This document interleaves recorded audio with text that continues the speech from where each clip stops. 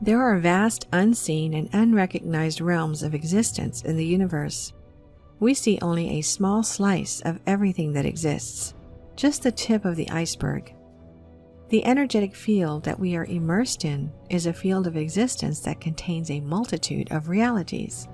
Conventional science's understanding of reality is very one-dimensional. It essentially assumes that reality consists only of that which we can see and touch, and it implicitly assumes that it is a singular reality, that the reality that we perceive and participate in is the one and only reality. They've ruled out, or maybe more accurately, haven't conceived of, the possibility of unseen realms and other or parallel realities. Physicists upended this common belief when they proved that everything in the universe exists because of energy. The further quantum physicists peer into the nature of reality, the more evidence they are finding that everything is energy at the most fundamental levels. We know that atoms are the smallest unit of matter, and every kind of matter, solid, liquid, or gas, is made from atoms. Everything you see around you, from your own body to the planet you're standing on and the stars in the sky, is made of atoms. These atoms are the building block of the universe. However, atoms are not made from solid matter. In fact, they have 3 different subatomic particles inside them: protons, neutrons, and electrons. The protons and neutrons are packed together into the center of the atom, while the electrons move around the outside. In reality, the atoms that form objects and substances that we call solid are actually made up of 99.99% empty space, which is pure energy. And as everything is made of atoms, this shows us that everything is made up of energy. The energy that makes you is the same energy that composes trees, rocks, water, and everything else. As a result, we as humans are energy-creating beings by default. It is our belief, along with many others, that energy stems from consciousness, and that this consciousness connects with the material world. By knowing how to change your thoughts and channel energy through your mind, you can actually influence reality. Lynn McTaggart is an American journalist, author, and publisher that conducts experiments around the world. She did an experiment with 10,000 people that had to do with a single intention. She had a leaf, and the goal was to make the leaf glow. The group chose which leaf to use by flipping a coin. To see the leaf glow, a high-powered sensitive camera would monitor the photons the leaf emitted. Dr. Gary Schwartz from the University of Arizona was the one who led the experiment. The results were just as they suspected. The leaf that received the intention glowed much brighter than the leaf that didn't receive the intention. This experiment was repeated many times, and every time it was successful. A similar experiment was also performed, but with a plant. A large group of Australians sent energy to seeds.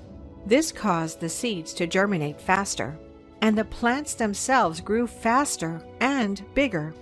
Again, this experiment was performed many times with the same results. While we're on the topic of plants, we can't ignore the famous Chu Lin Su, a Chinese woman who had the ability to grow seeds in her arms using only her mind. She practices Wai Chi, which is a type of Qigong that teaches the practitioner to bring the Qi energy of traditional Chinese medicine under the control of the mind. Chu Lin Sun can induce plant seeds to grow shoots and roots several centimeters long within 20 minutes using mentally projected Qi energy. This has been demonstrated on more than 180 different occasions at universities, as well as science and research institutions in China, Japan, Thailand, Malaysia, and many others. According to witnesses, the woman goes into a deep trance-like state, in which she advances the time required to sprouting dry seeds from their usual 3 to 4 days to 20 minutes. After a genetic analysis, scientists confirmed this to be the case, publishing the incredible study in the American Journal of Chinese Medicine. A Japanese scientist named Dr. Masaru Emoto was one of the first to show us how our thoughts and intentions impact physical matter. He was able to show scientific evidence that the molecule structure in water can be transformed simply with human words thoughts, sounds, and intentions. In his book, The Hidden Messages in Water, he shows what happens when water is exposed to different intentions, such as love, compassion, and benevolence, and how these positive intentions change the aesthetics of the crystal formation. When water is exposed to fearful or discordant intentions, the results are disconnected, disfigured, and unpleasing formations. He used magnetic resonance analysis technology and high-speed photographs to capture the differences.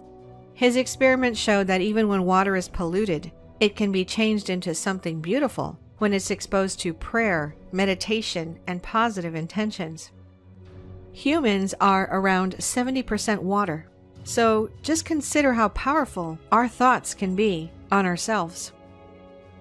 Dr. Emoto expanded his water experiment and tried something similar with rice. He poured rice into 3 beakers. He poured water into each beaker up to just past the rice level. Each day for 30 days, he thanked one of the beakers, told a second one that it was an idiot, and ignored the third one. The results were amazing. The rice in the beaker that he thanked started to ferment and give off a strong, pleasant aroma. The rice in the second beaker, the one he called an idiot, turned black. The rice in the third beaker, that was ignored, simply began to rot. Dr. Emoto wanted to show that physical results are affected by positive words and intentions. When you treat something or someone well, they will thrive. When you treat someone badly or ignore them, they will fail. Dr. Tiller is a professor emeritus at Stanford University for the Material Science and Engineering Department. His passion is studying the mind over matter phenomenon. Through many experiments, he has been able to show that the mind can have a direct impact on physical matter. In one of his experiments, he had a group of people who placed their awareness on an electrical circuit that had a crystal on it. They implanted an intent on it, and the pH of water would go up and down based on it. The circuits were then wrapped in aluminum foil, shipped overnight to a lab, and placed next to a water sample. The participants in the study were isolated in a room with absolutely no distractions. All environmental factors were monitored carefully. The results of the experiment showed the water samples responded to the mind power as intended. pH rose or fell according to their intentions. What makes this more believable is that the chances of this happening on its own is 1,000,000 to 1. In another one of Dr. Tiller's experiments, he was able to increase the growth of fruit flies by 15%. This showed that the power of the mind is not limited by distance or time. The observer affects the observed. This statement is well known in modern physics. It refers to how a person can affect what he is seeing. This is also what resulted from the double-slit experiment. The experiment involved looking at electrons and photons fired through a single slit. This causes a small dot to appear in the film. It's a lot like a bullet going through a doorway and leaving a bullet hole on the wall across the room. What's strange is that where you have 2 slits for the electrons and photon to go through, it doesn't produce a dot, but rather a wave. In quantum physics, this speaks to how photon paths are knowable, so they respond as particles. When the path is not known, it responds in waves. The question is whether the photon is going through one of the 2 slits or breaks apart and goes through both slits. Unfortunately, no one has been able to answer this because as soon as they install a detector to track it, the wave pattern disappears. The detector is not physically influencing the experiment at all.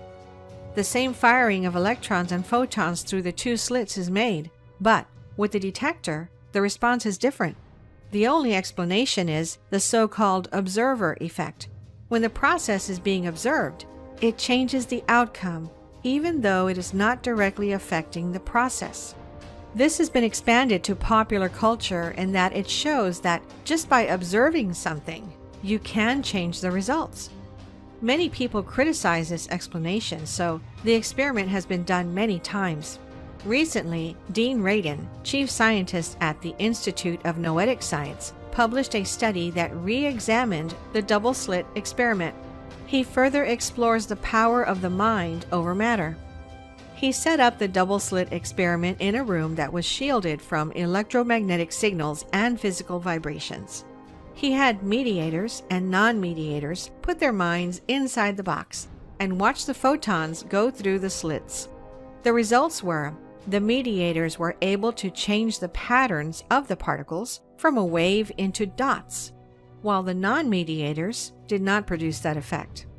To show that this happened over and over again, they performed the same experiment 50 times with 50 mediators. It was even performed with mediators online. Every single time, the wave pattern collapsed. It showed how the mind could affect results even from many miles away. To take it another step further, Redkin hooked up an EEG onto the participants to track their concentration. When they concentrated, it affected the results, and when they didn't, the wave pattern would show up again. On the EEG results, it shows that the right temporal lobe activity was high when they were concentrating and collapsing the wave. With all of this information, you're probably already wondering how you can use your mind to alter your reality. What you must know is that you must train your mind to concentrate and focus intently enough for your energy to infiltrate the universe. Many people will haphazardly say that they don't want to put something out into the universe because they fear it may turn into something negative. And really, it's the anxiety that they have that causes bad energy to go into the universe that will make that bad situation happen. The same thing has to be done with positivity. In other words, you must learn how to put off positive energy in a way that it will go into the universe and alter your reality. You must take control of your consciousness and make it believe and have faith that it will happen. There must be a deep feeling and emotion behind what you want to happen for it to have an impact, because those feelings and emotions are what is putting off the energy that will change your life. We have all had a gut feeling which turned out to be correct, an ominous sensation minutes before receiving bad news, the feeling someone is watching through a crowd proven correct, a decision you just have to make but don't know why. A friend or family member popping into thoughts moments before they send a text message. What if this is more than just a coincidence? What if it is, in fact, some sort of sixth sense? Is it possible that since the earliest days, human beings had a sense which goes beyond sight, hearing, smell, taste, and touch? A sense which, rather than lost over time, has merely been obscured? This may sound like the trailer for the latest superhero movie, or at least something out of a New Agey spiritual teaching. Far from it. The concept of a sixth sense has existed throughout the annals of human history, and increasingly in modern times is being discussed and studied seriously by science. So what is this supposed sixth sense? Does it exist? And if so, just what can it do? In 2019, researchers from the California Institute of Technology, known as Caltech, led by the enigmatic scientist Joseph Kirschvink, published an article that shocked the scientific community. Through vigorous study, Kirschvink and his team had shown that human beings are capable of magnetoreception. That is, humans have the ability to pick up the Earth's magnetic field, a previously unrecorded sixth sense. The Guardian, reporting the story, called it a power to be boasted of by the X-Men. The study was complex. Researchers built an isolation chamber in which study participants were asked to sit for an hour in utter darkness and silence.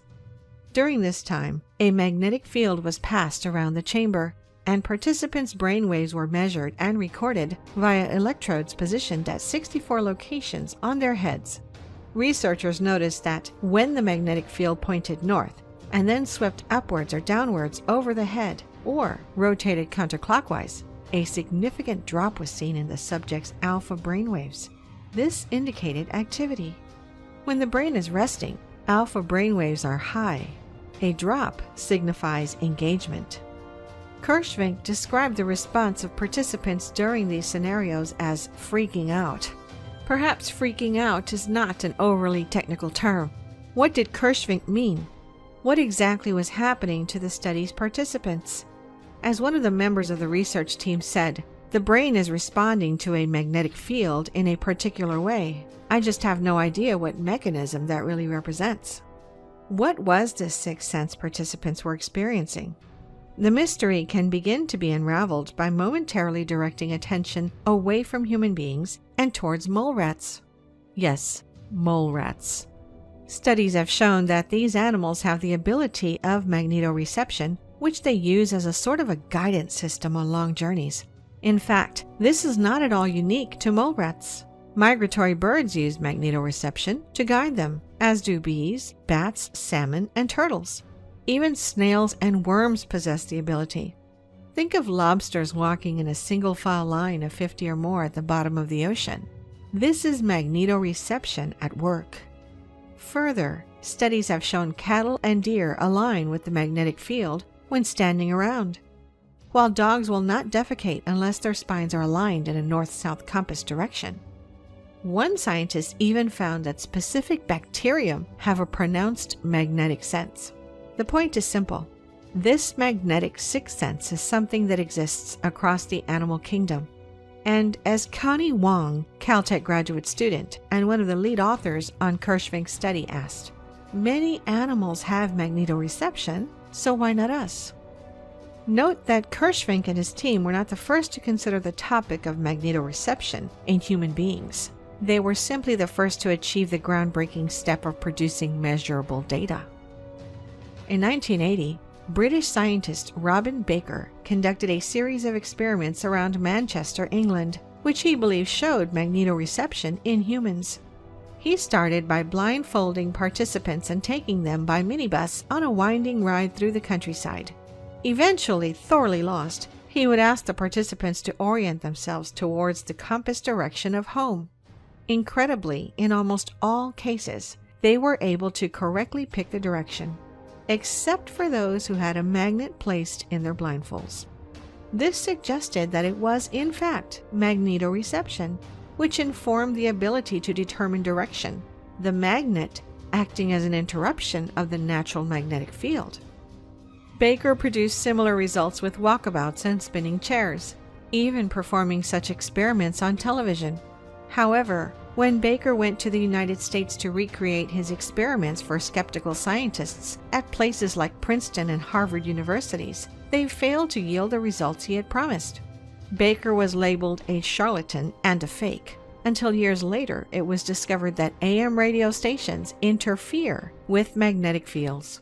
As Baker had first done the experiments in Manchester, which did not have AM stations at the time, before coming to the northeastern U.S., which was saturated with them. This explained his failure to replicate his experiments at the time.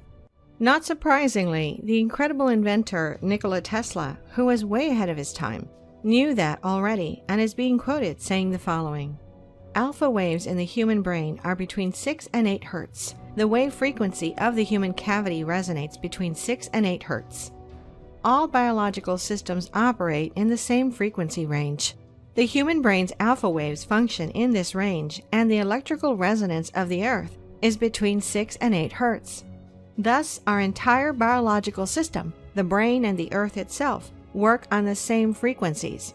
If we can control that resonant system electronically, we can directly control the entire mental system of humankind." Could this be the reason governments around the world are mass constructing 5G towers in the most populated areas and precisely in front of homes and schools? Meanwhile, half a world away, Russian scientist Oleg Shumilov was conducting his own research on the Earth's magnetic field and its impact on humans. Over the course of decades, Shumilov noted that there were 3 geomagnetic peaks each year: March to May, in July, and then finally in October. Perhaps not coincidentally, Shumilov found these peaks coincided with peak times for recorded suicides. In fact, since then, many studies have shown suicide, along with mental health problems like depression, to be associated with the appearance of geomagnetic storms or solar flares. What Baker, Shumilov, and others had shown, if without measurement, was that human beings do possess some sort of magnetoreception ability and that changes in the Earth's geomagnetic field have real impacts on this sixth sense. However, this raised more questions than answers. As Baylor College neurobiologist David Dickman explained, with the existence of a sixth sense being proven, the issue became how the brain actually uses this information. The most interesting scientific insight on this question thus far perhaps comes from author and experimental scientist Walter Rawls. Rawls started with the work of Robin Baker, who, years after he first conducted his direction experiments in Manchester, discovered magnetic deposits in the brain surrounding the pineal gland. Perhaps, thought Rawls, it was the pineal gland which would provide the key to this mysterious sixth sense. He began to conduct an experiment in which he would wear a mask that held a magnet directly over his pineal gland for 10 to 30 minutes at a time.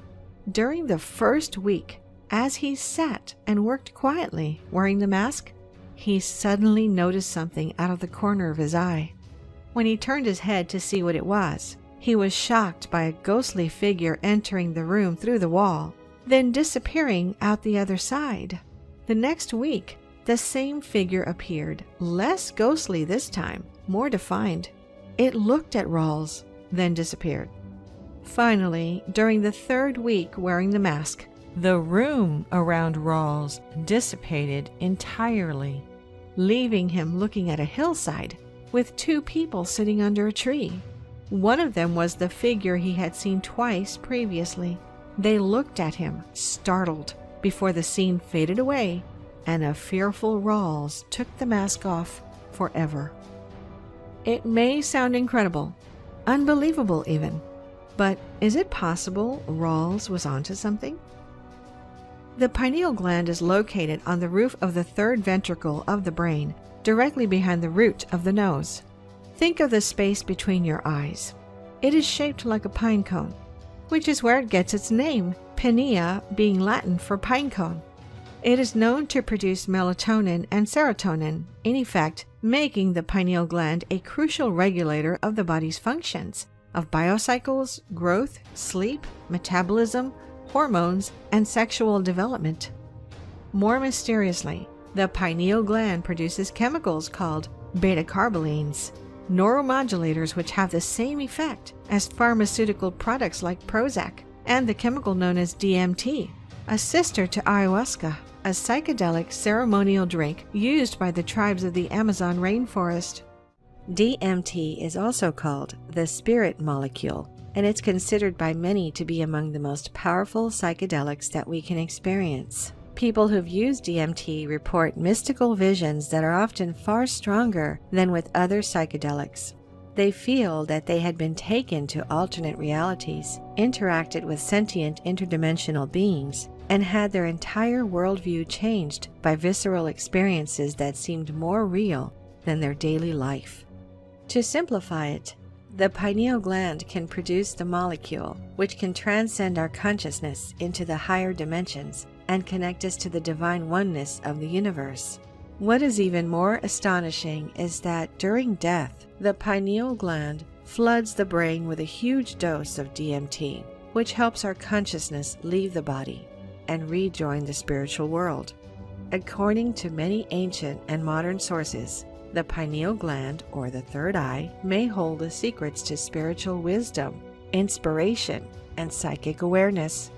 Utilizing its powers can be vital for the physical, mental, and spiritual health, while also being a gateway to higher consciousness. Was it possible Rawls had altered the production of these chemicals with his magnet mask? Regardless, it seems this tiny gland possesses an unusual and outsized power, a power which science does not yet have a grasp on. As University of Michigan professor of physiology and neurology, Jimo Borjikan put it, we still lack a complete understanding of the pineal gland. Numerous molecules are found in the pineal, many of which are uniquely found at night, and we do not have a good idea of what their functions are. With science baffled, it must be outside of the realm of science from which insights are gained. Consider the ancient Egyptians, for whom the pineal gland was a representation of power, wisdom, and good health. The Eye of Horus, among the most well-known Egyptian symbols, is actually a depiction of the pineal gland inside the brain. Further, atop the staff of the god Osiris sits a pine cone, another pineal reference. It should be no surprise, then, that Egyptians preserved the pineal gland separately in the process of mummification. But they were not the only ones who used the pineal gland and its pine cone representation throughout their most important iconography. It appeared in many other civilizations, from Greeks and Romans to Assyrians, Sumerians, and even across the world to the ancient tribes of what is now Mexico. The spires of the Cambodian marvel, Angkor Wat, are pine cones reaching up to the sky, while even the Vatican, at the heart of Catholicism, has an enormous pine cone statue.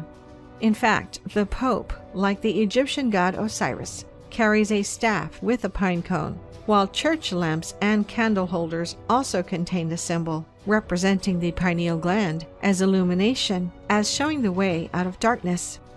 What is it that human beings used to know about the pineal gland in order to make it such an important part of their existence across cultures and time periods, which modern science does not?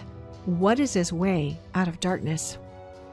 Famed French philosopher René Descartes described the pineal gland as the principal seat of the soul. He explained that humans have 2 ears, 2 eyes, and 2 sides of the brain, but only one pineal gland, the only part of the brain which is not doubled. Descartes believed that this meant it must be the place where information from all of these pairs was consolidated for consideration by the soul, a sort of meta-organ, which both combines and transcends all other senses. Here, the pineal gland described by Descartes bears a striking resemblance to what, in Hindu tradition, is called the 6th chakra, the eye of intuition, or more simply, the 3rd eye. Interestingly, recent scientific discoveries have shown that the pineal gland does, in reality, have a strangely similar tissue makeup to the retinas of the eyes. Under a microscope, the cells appear almost identical. Because of this, scientists have postulated that the pineal gland may in fact be the remnants of an actual eye left over evolutionarily from a prehistoric ancestor, like the wings of an ostrich. But perhaps this 3rd eye is not so much left over as forgotten. Perhaps the 6th sense discovered by Kirschvink and his team was in fact rediscovered, an ancient knowledge once celebrated through art and spirituality, an ability which human beings have not lost, but rather merely lost awareness of. But if the pineal gland is the source of a 6th sense, which humans have lost awareness of, what could a return of this awareness mean? In Hindu tradition, the 3rd eye is a source of intuitive wisdom, knowledge of past, present, and future. It is a sort of cosmic consciousness that goes beyond the typical limits of perception, beyond the 5 senses of sight, hearing, smell, taste, and touch. It has been suggested that the development of this eye can facilitate an enhanced spiritual connection, lucid dreaming, and telepathic empathy, even psychic vision and astral projection. As author Ilchi Li proclaimed, the pineal gland shows spirituality is a built-in feature of the human brain. Think of Walter Rawls manipulating his pineal gland with a magnet. The ghostly figures he started to see certainly beyond what he would typically have been able to perceive with his 5 basic senses. But Rawls has only scratched the surface of this phenomenon. Human beings do have a 6th sense. That much is now irrefutably known thanks to Kirschvink and his team of Caltech scientists. What remains to be seen is just what type of power this 6th sense might hold, what type of secrets, once known by the ancients but since lost to humankind, it might reveal, just what this literal and spiritual 3rd eye might actually be able to do. Since the start of recorded history, psychic abilities have been documented, exposing the supernatural gift that some possess to look beyond the physical world and reach into the spiritual one. Throughout the past, our mental abilities have been a topic of mystery, often being attributed to certain individuals' ability to control matter simply by thought, giving birth to numerous supernatural theories related to alchemy and prophecies, communicating with non-physical entities, traveling outside of one's physical body, supernatural healing, supernatural levels of strength, hypnosis, telekinesis, and much more. We know for sure that the mind is capable of extraordinary things, but yet we've been surprised again and again by it. Perhaps the unknown capabilities of the human brain are yet to be found, feats of unnatural mental abilities becoming common practice in the future. Cases of mind influencing matter have been reported throughout history and across many cultures for thousands of years. These stories tell of people possessing paranormal abilities, which include telepathy, levitation, psychokinesis, and other phenomena that lie within the realms of parapsychology. This is evident in ancient literature, from the Vedic texts and the Yoga Sutras to Jesus, Moses, Milarepa, Mohammed, and more. As fascinating and unimaginable as these stories may sound, modern-day evidence is suggesting that these abilities are something much more than just folklore. Fast forward to today, scientists have been exploring the mind-matter relationship for more than a century. We can discuss the connection between mind and matter, but let's talk about the interest of the United States and other governments around the world in regards to paranormal human abilities. We found a declassified CIA document which outlines the Chinese government's interest in parapsychology, remote viewing, telepathy, psychokinesis, etc. The document is titled Chronology of Recent Interest in Exceptional Functions of the Human Body in the People's Republic of China. This particular document, which was declassified through a Freedom of Information Act request, outlines specific people with very special abilities and how they've been studied by thousands of scientists and governments around the world for a very long time. The document is on the CIA website. The U.S. government also openly had, and probably still does, an interest in parapsychology, which is most evident within their Stargate program. The Stargate project was the code name for a secret U.S. Army unit established in 1978 at Fort Meade, Maryland, which investigated the potential for psychic phenomena in military and domestic intelligence applications, specifically the remote viewing phenomenon, which we call astral projection.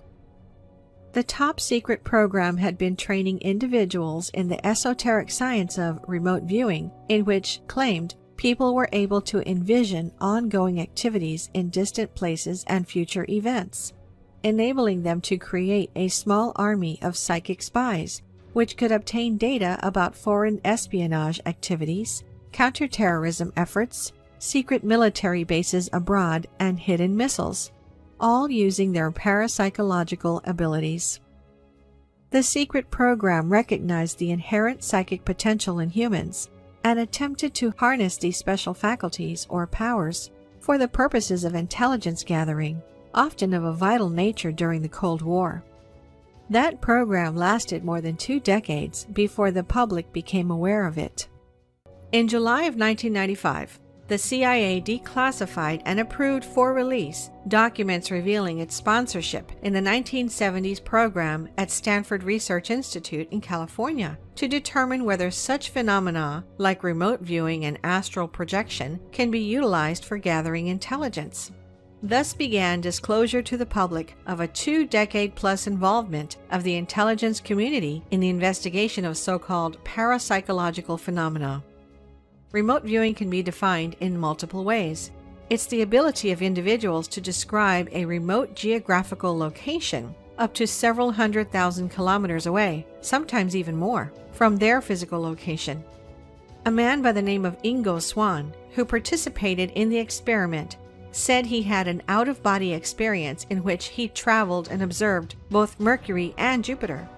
While at Mercury, Swann claimed that he had discovered that the planet had a thin atmosphere, a magnetic field, and solar winds, and that its sky was painted with constantly shifting lights, akin to the aurora borealis. He also claimed that Mercury had a primitive form of plant life, like a sort of lichen, which covered the rocks on the surface. Naturally, Swann was mocked off by scientists and wasn't taken seriously by anyone. Shockingly, When the Mariner 10 did a flyby of the planet for the first time, it found that indeed Mercury was very much as Swan had described it. It had been previously thought that Mercury had no magnetic poles, nor any atmosphere at all, but Swan had apparently seen this first, and the Mariner 10 findings backed this claim up. Concerning Jupiter, Swan described it as a frigid place with a noxious, poisonous atmosphere possessing a myriad of colors, like a giant fireworks display. He also said that he had seen vast, raging tornadoes on the surface, as well as ferocious winds far stronger than any on Earth. And he claimed the planet also had strong magnetic forces and a 30,000-foot high mountain range. 8 months later, the Pioneer 10 passed Jupiter for the first time and saw that many of these predictions were all strikingly true. Everyone was astonished by the insights of Swan's remote viewing astral travel. Former American astronaut Edgar Mitchell was reported as saying, he described things and gave details that were not known to scientists before the Mariner 10 and Pioneer 10 satellites flew by and got the information. These are things that Mr. Swan couldn't have guessed or read about. His impressions of Mercury and Jupiter cannot be dismissed. Although the experiments of Ingo Swan's remote viewing don't directly implicate that consciousness has an effect on physical matter, they firmly prove that our consciousness is not limited to our brain and body, but it's something much more powerful. It proves that our bodies are just our physical vehicles, but our true nature is not physical, but spiritual.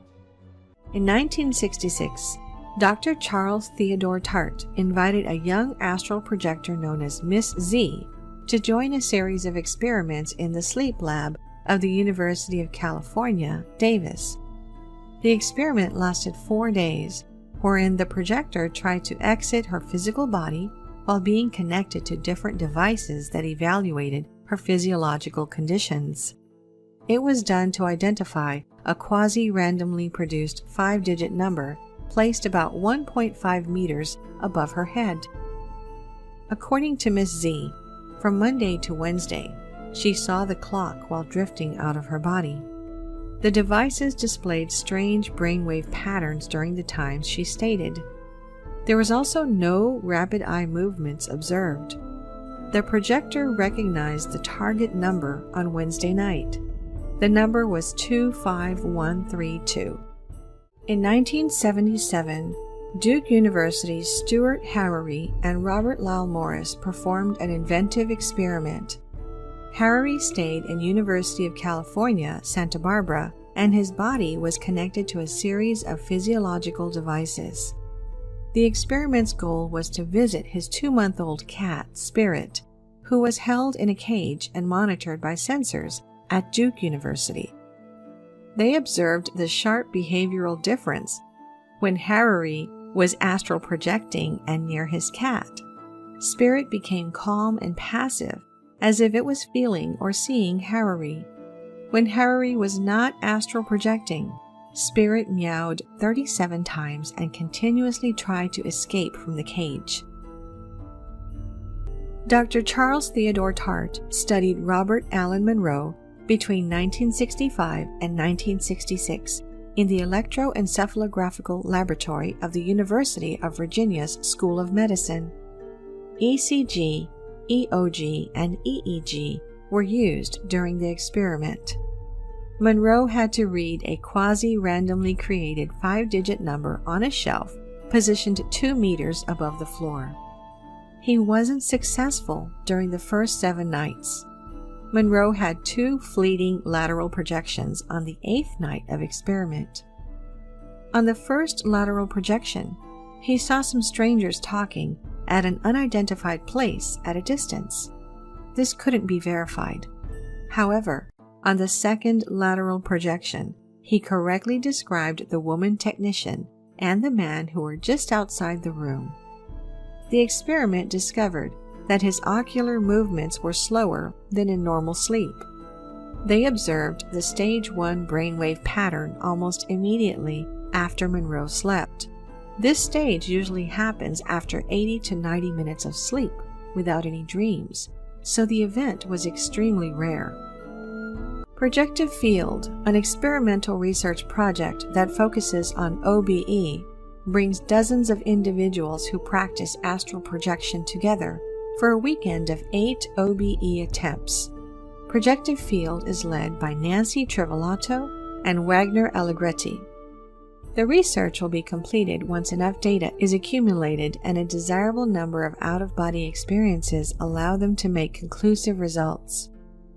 More research is needed regarding astral projection. However, the ultimate proof and understanding can only be achieved through a person's accumulation of personal out-of-body experiences. This includes sensing show awake and real it can feel, having out-of-body experiences at the same time with other people, making precise remote observations, and getting detailed information from the dead, which can be verified. The risks of astral projection could deter people who are interested in astral projection. After all, separating from the physical body is not something that can be considered normal. Just like with anything new, people want to know if practicing astral projection will harm them in any way. Fearing the unknown, however, might be preventing them from experiencing something life-changing. It's good to do some research and know the pros and cons of what you are getting yourself into. Many people are concerned about death during astral travel, as they believe that this practice poses additional risks to the body. What you need to remember is that a person having an out-of-body experience faces the same dangers that he may encounter in the physical world. In other words, astral projection doesn't harm the physical body or pose new risks in any way. Some astral projection practitioners believe that the silver cord, which links the soul to the body, can be cut by anyone who wants to interfere with the process. So far, there have been no recorded incidents of such event happening. Many people fear that the soul may not be able to return to the physical body when they do the astral projection. This is highly unlikely, as the mind won't forget to return to the physical body no matter what happens. However, those who have pre-existing heart conditions should avoid practicing astral projection, as the shock of finding their astral body outside of the physical body may be too much for them to take, and may even trigger heart failure. This is why practitioners emphasize the fact that those who want to perform the astral project should be perfectly healthy and have no history of any heart condition. Evil and demonic forces can invade the physical body only when they're invited to do so. You don't need to worry about such forces when you're into astral projecting. For your peace of mind, you can seek protection from higher spiritual beings before you project your astral self. However, there are some real astral projection risks that you need to be aware of. One of these is the fact that there are various demonic entities and negative forces that dwell in the astral plane. These forces are particularly malicious. There have been reports of encounters with these malicious beings, but these encounters are rare among the higher planes. Since demonic forces dwell in the lower astral planes, astral projection can be extremely straightforward and safe when done according to the right astral technique and under the supervision of a proper instructor. Astral projection is exciting and has its own pros and cons. Knowing and understanding what may go wrong will not only keep you safe, but also make the experience more fun. Many people think that psychic abilities are only reserved to gifted individuals. Clairvoyance, or having the ability to see the future, are rare occurrences, but having a gut feeling about something, or what we call intuition, happens more often. Intuition is a kind of psychic ability. Each one of us has a propensity for psychic ability. Children, in particular, have strong psychic abilities. The realities of the world, however, eventually take hold. Since psychic abilities are seen as abnormal in modern society, they're immediately ignored or dispelled from existence at a young age. Very few people ever get their psychic abilities back once they forget about it. As such, most people assume that they never had any psychic ability to begin with. People have innate psychic abilities, and you can develop them if you want to. There are various ways to develop dormant psychic abilities, and almost all of them require your willingness to exert effort. Conscious astral projection is one of these methods. Astral projection happens to each of us when we sleep at night. Since we're not conscious during sleep, we rarely remember these experiences. When we do, these experiences are usually described as astral projection dreams. As you become more in tune with your internal energy systems, you open more possibilities to improve psychic abilities like telepathy. Learning how to do astral projection in full consciousness will help you become more aware of when you're exploring the astral realms. This is one of the best ways to connect your conscious awareness to your dormant psychic abilities. Here are the benefits of using astral projection to improve your psychic ability. People who practice conscious astral travel report an increase in psychic abilities like intuition, auric sight, and clairvoyance. Astral projection allows you to realize your full potential. Through this experience, you realize that you're more than a physical being, and this helps you realize what you're really capable of. It also improves your spirituality.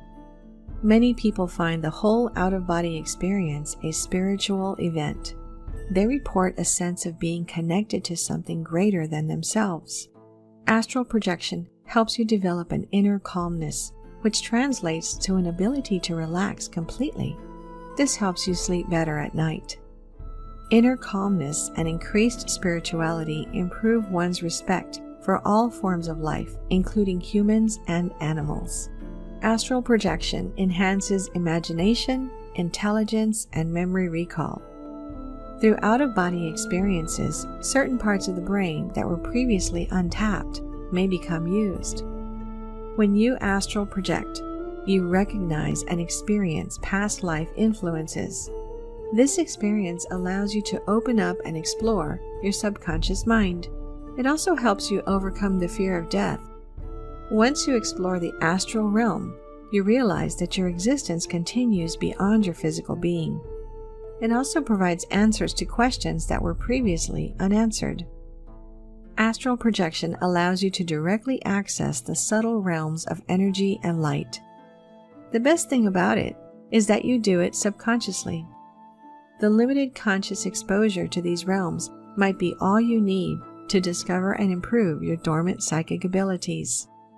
Conscious astral projection is not only an exciting experience, but also strengthens those links to psychic abilities that you may have ignored as a child. Through this experience, you're given a second chance to develop your natural gift during adulthood. Astral projection opens the door to discoveries and allows you to explore beyond the limits of your physical senses. You don't have to be a curious observer. Being an active explorer is more fun and useful. Each of us can travel on the astral plane, but most people fail as they can't tune their brainwaves into the correct frequency. You don't need to use special tools to learn how to do an astral project, but you can look for a seasoned practitioner to guide you. Learning astral projection may not be easy, but don't give up. If you fail on your first try, just do it again. Try and try until you succeed. There are many ways to remove frustrations, which are usually one of the most common causes of unsuccessful projection. Be patient, and you will definitely be able to do the astral project. Here are some of the best ways to practice astral projection. Monroe Technique. The Monroe Technique requires you to relax mentally and physically. You have to enter the half-sleep or hypnagogic state. Focus on mental sensation instead of physical sensation to deepen this state. Take note of the presence of vibration in your surroundings and incur it in your physical body. Relax in the presence of this vibration. This will help you to gently jiggle your consciousness out of your physical body. Focus on leaving your limbs and torso. Do this one at a time. Focus on floating out of your body. Rope technique. The rope technique requires you to relax your physical body by picturing each muscle. From this form of relaxation, you have to enter a vibrational state. Think of a rope dangling above you and use your astral body to hold on to the rope with both hands. Start to climb the rope while imagining reaching the ceiling above you. Once you're aware of the exit of your physical body, you can explore the astral plane. Hammock technique. The hammock technique is not only a good relaxation exercise, but also an easy way to perform astral projection, as it's based on simple relaxation and breathing techniques. Lie down and focus on the breathing process. Breathe at regular intervals. Your breathing should be deeper than usual. Hold your breath for a few seconds, and depending on your degree of concentration, your body will begin to relax. Your mind will be clear from any interfering thoughts. Imagine yourself resting in a hammock as it sways from side to side. Allow your body to fall asleep, but try to keep your mind awake. Continue this process until you can feel the vibrations, which are the main signs of the beginning of astral projection.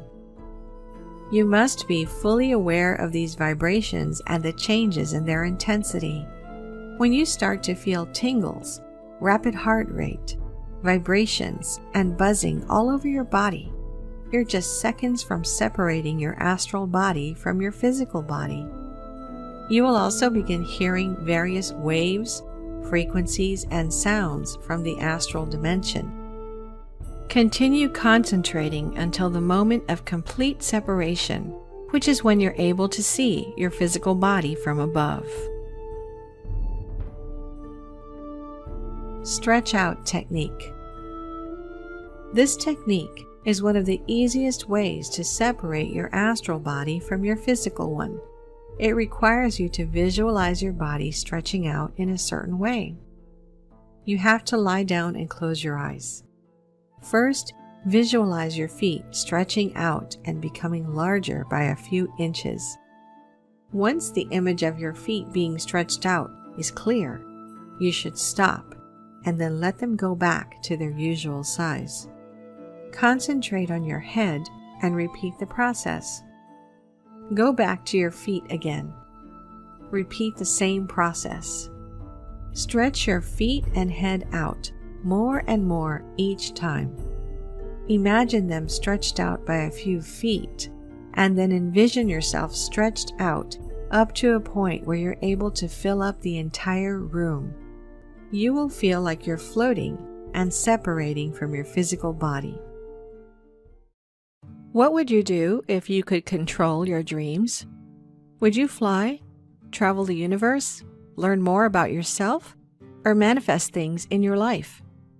Instead, overnight, we are dreaming of weird things that most of the time don't have much meaning to us, or maybe we are just not aware of the meaning. What if I tell you that absolutely every human being has this hidden ability which, if mastered, could allow us to control our dreams completely? That will enable us to use our dreaming hours to explore, learn more about ourselves, heal, and dive down the rabbit hole of our imagination. Lucid dreams are not something new. It's been known about and practiced since ancient times. It is part of the ancient Hindu practice of Yoga Nidra and the Tibetan practice of dream yoga. In the West, the concept of lucid dreams is also extremely old. Dreams had a privileged position in the foundations of Greek philosophy. Socrates, Plato, and Aristotle all addressed their inquiries into the nature of reality to our nightly journeys. Lucid dreams were first clearly described by Aristotle in his treatise On Dreams. Aristotle writes, "When one is asleep, there is something in consciousness which tells us that what presents itself is but a dream." The famous ancient physician Galen of Pergamon used lucid dreaming as part of his medical practice. Lucid dreaming may have played an integral part of the history of Islam. The Prophet Muhammad's Laylatul Miraj is an account of a nighttime vision that provided him with spiritual initiation. The 12th century Andalusian Sufi Ibn al-Arabi suggested that controlling thought in dreams is an essential ability for aspiring mystics.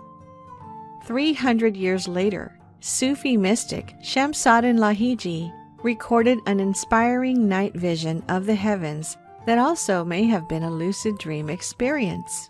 Due to cultural and historical differences between the distinction of visions and dreams, it is impossible to know for sure if this account, as well as Prophet Muhammad's, occurred during sleep or vision states, but they are certainly lucid. Let's explore the scientific experiments and papers on lucid dreaming together with the well-known creators who practiced it to achieve their goals. In the end, we'll also share the most powerful methods which you can use to experience a lucid dream successfully. Even though a lot of weird and impossible things often happen in our dreams, we usually realize that it was a dream only after we wake up. Lucid dreaming is basically when you become awake or lucid in your dream, and when you realize that you are dreaming and that you are the dreamer. When you become lucid, you can take full control of your dream, and then you can open yourself up to the possibilities of channeling the infinite creative potential of the human mind. Lucid dreaming was first scientifically proven in 1975, after Dr. Keith Hearn decided to perform an experiment, since subjective testimonies of lucid dreamers couldn't serve as proof of the phenomenon. For this experiment, Dr. Hearn was trying to receive conscious signs from the patients while they were still dreaming. If someone could signal the doctor from his dream, then this would undoubtedly prove that lucid dreams are real. When we dream, unlike the other parts of our body, our eyes can still move, and dreams happen during the rapid eye movement states, also known as REM states. What Dr. Hearn proposed is that if the patient could send conscious signs with his eyes, moving them in certain ways, while he was still dreaming, that would confirm that he was lucid during his dream. Dr. Hearn and the patients agreed on a set of eye movements. These signs would be a message sent by the patient from the dream world to our awake reality, which would confirm that the subject was fully lucid in his dream state. An eye tracking device would keep tracking and recording all the eye movements made from the patients, and the sign was 7 to 8 left to right eye movements. At the start of the experiment, the patients were making random eye movements while in REM sleep, as we all do when we sleep. These movements were completely random and are entirely different from the pre-agreed movements. Suddenly, when the patients became lucid, they then started to control their eye movements and did the pre-agreed left to right movement 7 times, confirming that they were lucid. The results were very successful. Many more experiments were performed, and they all proved that the lucid dreaming phenomenon was real, and people who practiced it were completely conscious while they were in the dream world. But if lucid dreaming is real, and we can all do it, are there any benefits to it? Lucid dreaming is more than just having a vivid dream. It has an extra element to it. One can receive full control over the reality that he or she is experiencing. When we access this state, it is possible to access deep levels of the mind, which are otherwise inaccessible. While lucid dreaming, we are in direct contact with our subconscious, and it's possible to create and change programs and belief systems from the deepest levels of our minds. It's the same as changing the programs and settings of a computer directly from inside the control panel. The benefits of this incredible ability are genuinely marvelous. A recent experiment published by the Journal of Neuroscience determined that people with high dream lucidity reported having a higher ability to reflect on their own mental state. A group of scientists in Germany performed this large-scale research, and in the end, they found what's unique and different in the brain of people who regularly practice lucid dreaming. They conducted brain scans on several people who reportedly lucid dream often, They found that the area of the brain responsible for self-reflection, among others, is significantly larger among lucid dreamers. The anterior prefrontal cortex is also responsible for executive filtering, deciding which actions and thoughts are relevant and which are irrelevant. On the public release of the research, Dr. Elisa Filovich, who is the leader of the study, stated, "Our results indicate that self-reflection in everyday life is more pronounced in persons who can easily control their dreams." The researchers further wanted to know whether metacognitive skills can be trained. In a follow-up study, they intended to train volunteers in lucid dreaming to examine whether this improved the capability of self-reflection, and the results were again successful. Apparently, lucid dreaming can help us become more self-aware, find answers, improve creativity, increase visualization power, help us heal from past traumas and fears, and so much more. Once you know you are dreaming, you can do anything your mind can imagine without obeying the laws of society and physics, allowing you to unleash the full potential of your brain and directly access, communicate, and rewrite your subconscious mind. Throughout our history, there have been many geniuses, such as Nikola Tesla, Albert Einstein, and many others, who used lucid dreaming to help on their greatest achievements. In the book, My Inventions, the autobiography of Nikola Tesla, Tesla stated, "Every night, and sometimes during the day, when alone, I would start on my journeys, see new places, cities, and countries, live there, meet people, and make friendships and acquaintances. And however unbelievable, it is a fact that they were just as dear to me as those in actual life, and not a bit less intense in their manifestations.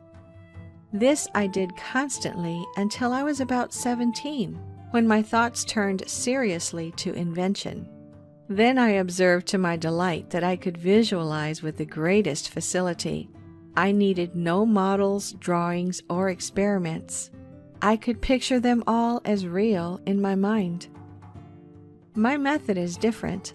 I do not rush into actual work.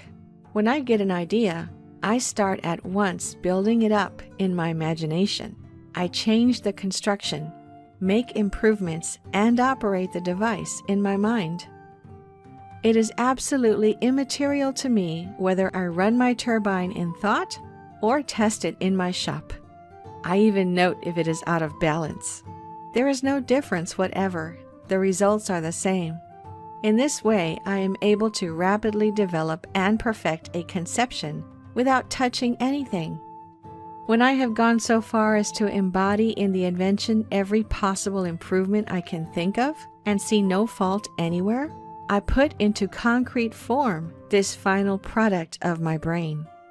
Invariably, my device works as I conceived that it should, and the experiment comes out exactly as I planned it.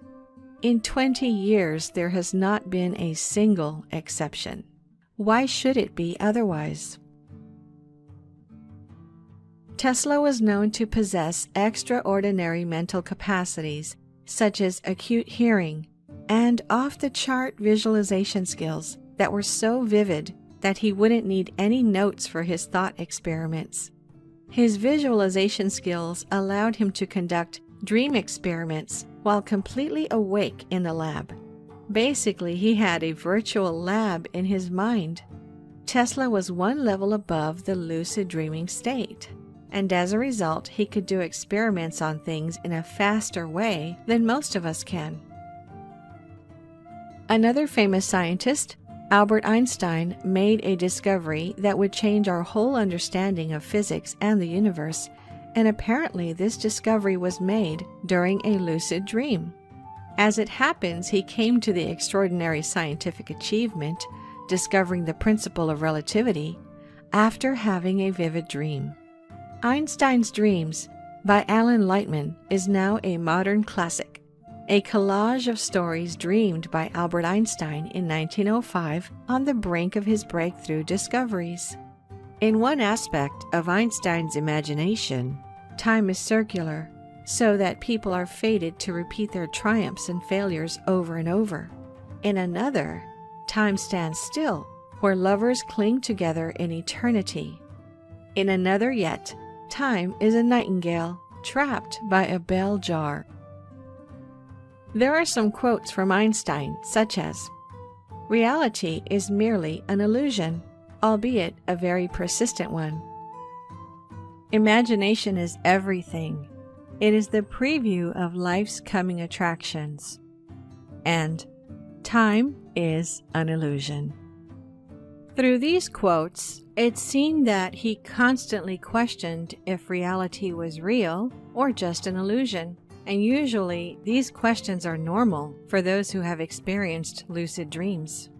Since Einstein didn't officially announce he was a lucid dreamer, we can only speculate if he used this amazing capacity to unleash his full brain potential. But in any way, it seems clear that he used powerful visualization techniques to discover some of his theories, including the theory of relativity.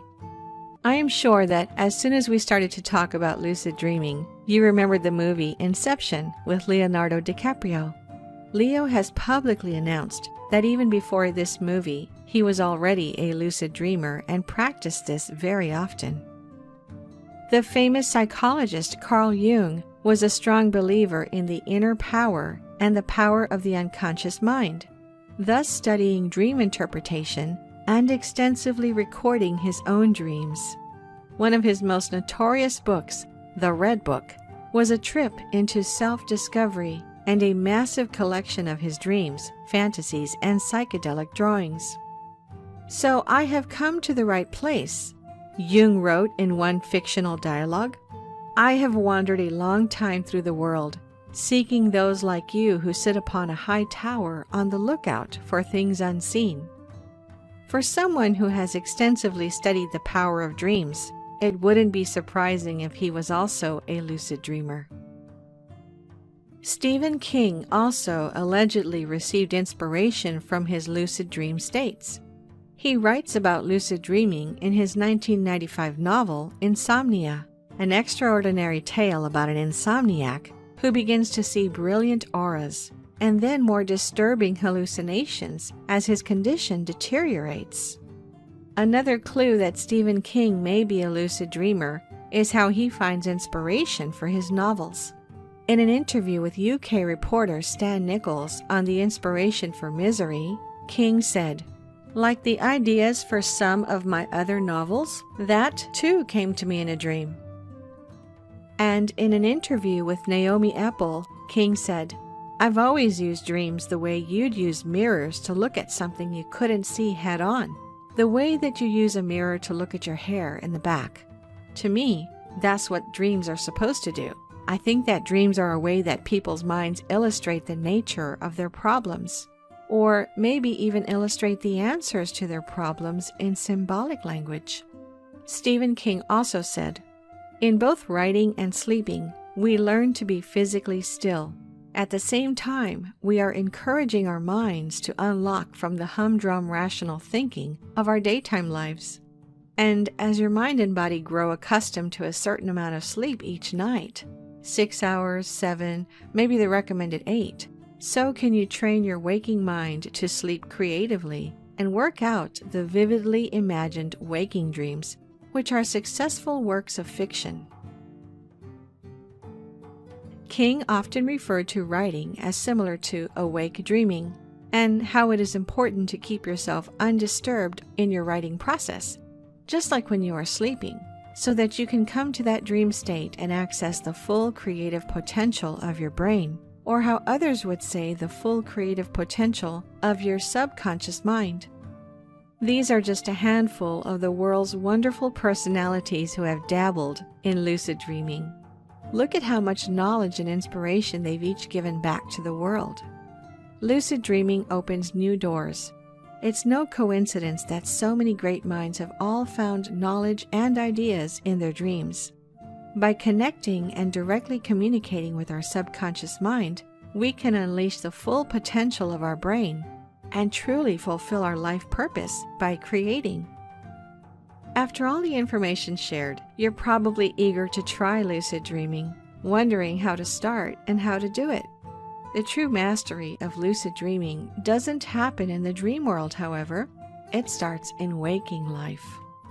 The first thing you need to do before thinking of lucid dreaming is to make your bedroom hospitable to dreaming. Dreams occur during rapid eye movement, the last stage of your sleep cycle. And to get to that stage, you need to get deep and better quality of sleep. Keep your bedroom as dark, cool, and quiet as possible. Before you go to bed, follow a calming bedtime routine. Engage in relaxing activities like unplugging from your electronics, taking a warm bath, or practicing aromatherapy or meditation. Keep a dream journal. A key step to successful lucid dreaming is tuning into your dreams. Keep a dream journal by your bed, and the moment you wake up, write down everything you remember from your dream. If you think faster than you write, try recording your memories as a voice memo on your phone. There are many dream journal apps out there, so don't worry. Recognize your dream signs. Don't just record your dreams in your journal and leave it be. Review your dream journal regularly and look for any patterns. Track your dreams to learn the themes and landscapes. If you dream of a past relative or of your childhood home, your mind will start to recognize this as a dream instantly. The goal is to become aware of these motifs so your brain can alert you in your sleeping state. The more aware you are of your dream signs, the quicker you'll be able to identify when you are in a dream state. Perform reality checks. If you want to become aware and conscious in your dreams, you have to start questioning the daily reality as it's just another dream, which it might be. The best way to train your brain to question reality is to take at least 5 breaks a day and ask yourself, wait a minute, is this a dream? Is any of this real? A powerful technique that can help you find out if you're dreaming is to continually look at the clock and ask yourself if this is a dream. If you're indeed in a dream, the clock will behave very weird, probably spinning backward or rotating like crazy. If you see that in your dream, you will understand you're dreaming and you'll instantly become lucid. That is why this is a very powerful way to train your brain to question reality. You can do reality checkups by looking at a page of text in a book, then quickly look away and back. In a dream, the text is likely to change, but in the real world, it will stay the same. You might also closely observe your hands and feet. These tend to be distorted in dreams. Another thing you can do is to try to push the index finger of one hand through the palm of your opposite hand. Do so with the expectation that you'll be able to make this happen while asking yourself both before and after whether you're dreaming. In a dream, this would actually happen, although it wouldn't work in reality. By keeping an open mind and questioning your reality both before and after, you help yourself truly recognize whether you're dreaming or not. Plus, by making this a regular habit, you eventually might repeat this same experiment in your dream. And when your finger goes through, you'll know you're dreaming. Set an intention. Before going to sleep, state, I will remember my dreams. I will have a lucid dream. This affirmation sets within your brain and body the fertile possibility for it to occur. When you can enter into a sleep state with a clear intention of what you want to experience, your brain can easily conspire to orchestrate this in lucid dream time. When you wake up from a dream, stay in bed as you write down anything you remember in your dream journal. Then close your eyes and try to go back to sleep, focusing on the dream. Play the dream out in your mind, but this time, imagine that you were aware that you were dreaming. Keep focusing on this as you fall back asleep. You can also try this alternate method, known as wake-induced lucid dreaming. When your alarm goes off, do your best to keep your eyes closed. You want to go back to sleep as soon as possible, so don't worry about writing down your dream in the journal. As you lie in bed with your eyes closed, keep your mind focused and aware in order to increase your chances of experiencing a lucid dream. However, know that by keeping your mind awake while letting your body drift to sleep, you may experience a sensation known as sleep paralysis. This can be very unsettling for some people, as your body will feel unable to move as your body enters back into sleep. As it happens, just remind yourself that you are safe and that you are doing this so that you can lucid dream. Use the wake back to bed technique. The wake back to bed technique involves scheduling alarms to maximize your chances of waking up during REM sleep so that when you fall back asleep, you are more likely to re-enter your dream. Set an alarm to go off 6 or 7 hours after you first fall asleep. Only choose one of those times. The 6 or 7 hour mark is more likely to catch you during a REM stage of sleep, since REM sleep lasts longer in the second portion of the night. When your alarm goes off, stay awake for 30 to 60 minutes. After writing your dream down in your journal, get out of bed and do something. You want your brain to wake up while your body stays sleepy.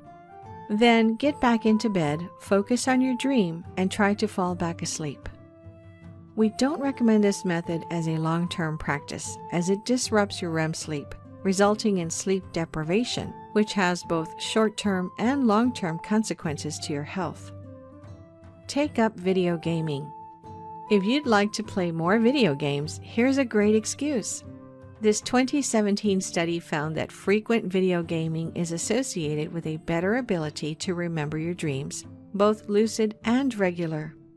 The correlation makes sense, as video gamers are frequently immersed in a fictional, highly vibrant world, where they have control over their movements and some aspects of the plot. According to this study, frequent video gaming may boost your dream recall.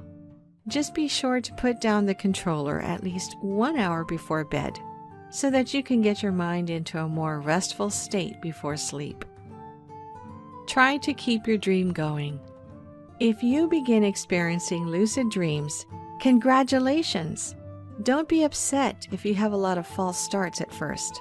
In the beginning, it's very common to have difficulty spending a long time in the dream. Many beginning lucid dreamers get so excited by the realization that they're in a lucid dream that they inadvertently wake themselves up. Or their mind is just getting used to the sensation that they don't stay in it for very long. To prolong your dream, try one of these tips. Pro-lucid dreamers suggest that these help establish you in the dream state and distract your mind from the physical sensations of waking up. Fall backwards or spin around in the dream. Rub your hands together in the dream. Continue doing whatever you were just doing in the dream and try to convince yourself you're still in the dream. Srinivasa Ramanujan, who is perhaps the greatest mathematician in the entire history of mankind, also practiced lucid dreaming. The mathematical genius made substantial contributions to the analytical theory of numbers, elliptical functions, continued fractions, and infinite series, and proved more than 3,000 mathematical theorems in his lifetime. Ramanujan stated that the insight for his work came to him in his dreams on many occasions. He said that throughout his life, he repeatedly dreamed of a Hindu goddess known as Namakal. Once he becomes lucid in his dream, the goddess appeared and presented him with complex mathematical formulas over and over, which he could then test and verify upon waking. One such example was the infinite series for pi. Describing one of his many insightful math dreams, Ramanujan said, "While asleep, I had an unusual experience. There was a red screen formed by flowing blood, as it were. I was observing it. Suddenly, a hand began to write on the screen. I became all attention. That hand wrote a number of results in elliptic integrals. They stuck to my mind. As soon as I woke up, I committed them to writing. There are many stories like this among humanity's most legendary thinkers, tales of random inspiration pulled seemingly out of thin air. But there is an explanation, one which goes beyond magic or serendipity. The explanation is something called the Akashic Records. From the Sanskrit word akash, which refers to the essence of all things in the material world, what Plato and Aristotle called the quintessence, the Akashic Records are a universal database of all human knowledge and experience. This database is said to be located on a higher plane of existence and available to be accessed by anyone at any time. Proponents of the concept point out that even Christian tradition seems to hint at the existence of this database. In Revelation chapter 20, verse 12, the Apostle John writes, "And I saw the dead, small and great, stand before God, and the books were opened, and another book was opened, which is the book of life. And the dead were judged out of those things which were written in the books, according to their works." Is this book of life just another name for the Akashic Records? Perhaps when Ramanujan received visions of complex math formulas, or even when Mendeleev dreamed the periodic table, or Einstein conducted thought experiments, or Steve Jobs saw the iPhone in a daydream, what they were really doing was accessing the Akashic Records.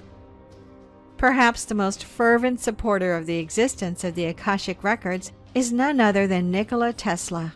In his book, Man's Greatest Achievement, published in 1907, Tesla said that all perceptible matter comes from a primary substance, or tenuity beyond conception, filling all space, the akasha, or luminiferous ether, which is acted upon by the life-giving prana, or creative force, calling into existence in never-ending cycles all things and phenomena. Another well-known quote from Nikola Tesla is this: "My brain is only a receiver. In the universe there is a core from which we obtain knowledge, strength, and inspiration. I have not penetrated into the secrets of this core, but I know that it exists." Could this explain how these individuals were so far ahead of their contemporaries? Could they have accessed the Akashic Records, where all human knowledge and experience is stored? It may also explain child prodigies like Mozart, who should not have been able to obtain their achieved level of proficiency at such a young age, or why historic inventions like the telephone, airplane, and theory of evolution were developed not just by Alexander Graham Bell, the Wright brothers, and Charles Darwin, but independently by others at near exactly the same time. Perhaps these were individuals who had independently accessed the knowledge contained within the Akashic Records. For Ramanujan, this begs an important question. Seemingly every year, his work provides new revelations, new relevant applications, whether on black holes or otherwise. Already it has been speculated that in the future, Ramanujan's work may have crucial relevance to next-level concepts like time travel, anti-gravity, and limitless energy. The question is, if Ramanujan did indeed access the Akashic Records, this universal database of all human knowledge, how much did he learn? What insights might he have left for us, which we have not yet discovered? Among the psychophysical phenomena, clairvoyance, telepathy, and others, the phenomenon of telekinesis is one of the most intriguing. Some researchers claim that the effect of telekinesis is real, and it has to do with formation of powerful physical fields. Telekinesis generates a strong electromagnetic field and acoustic signals with a duration of 0.1 to 0.01 seconds. Other researchers think that it may occur due to a mental effort known as psychokinesis.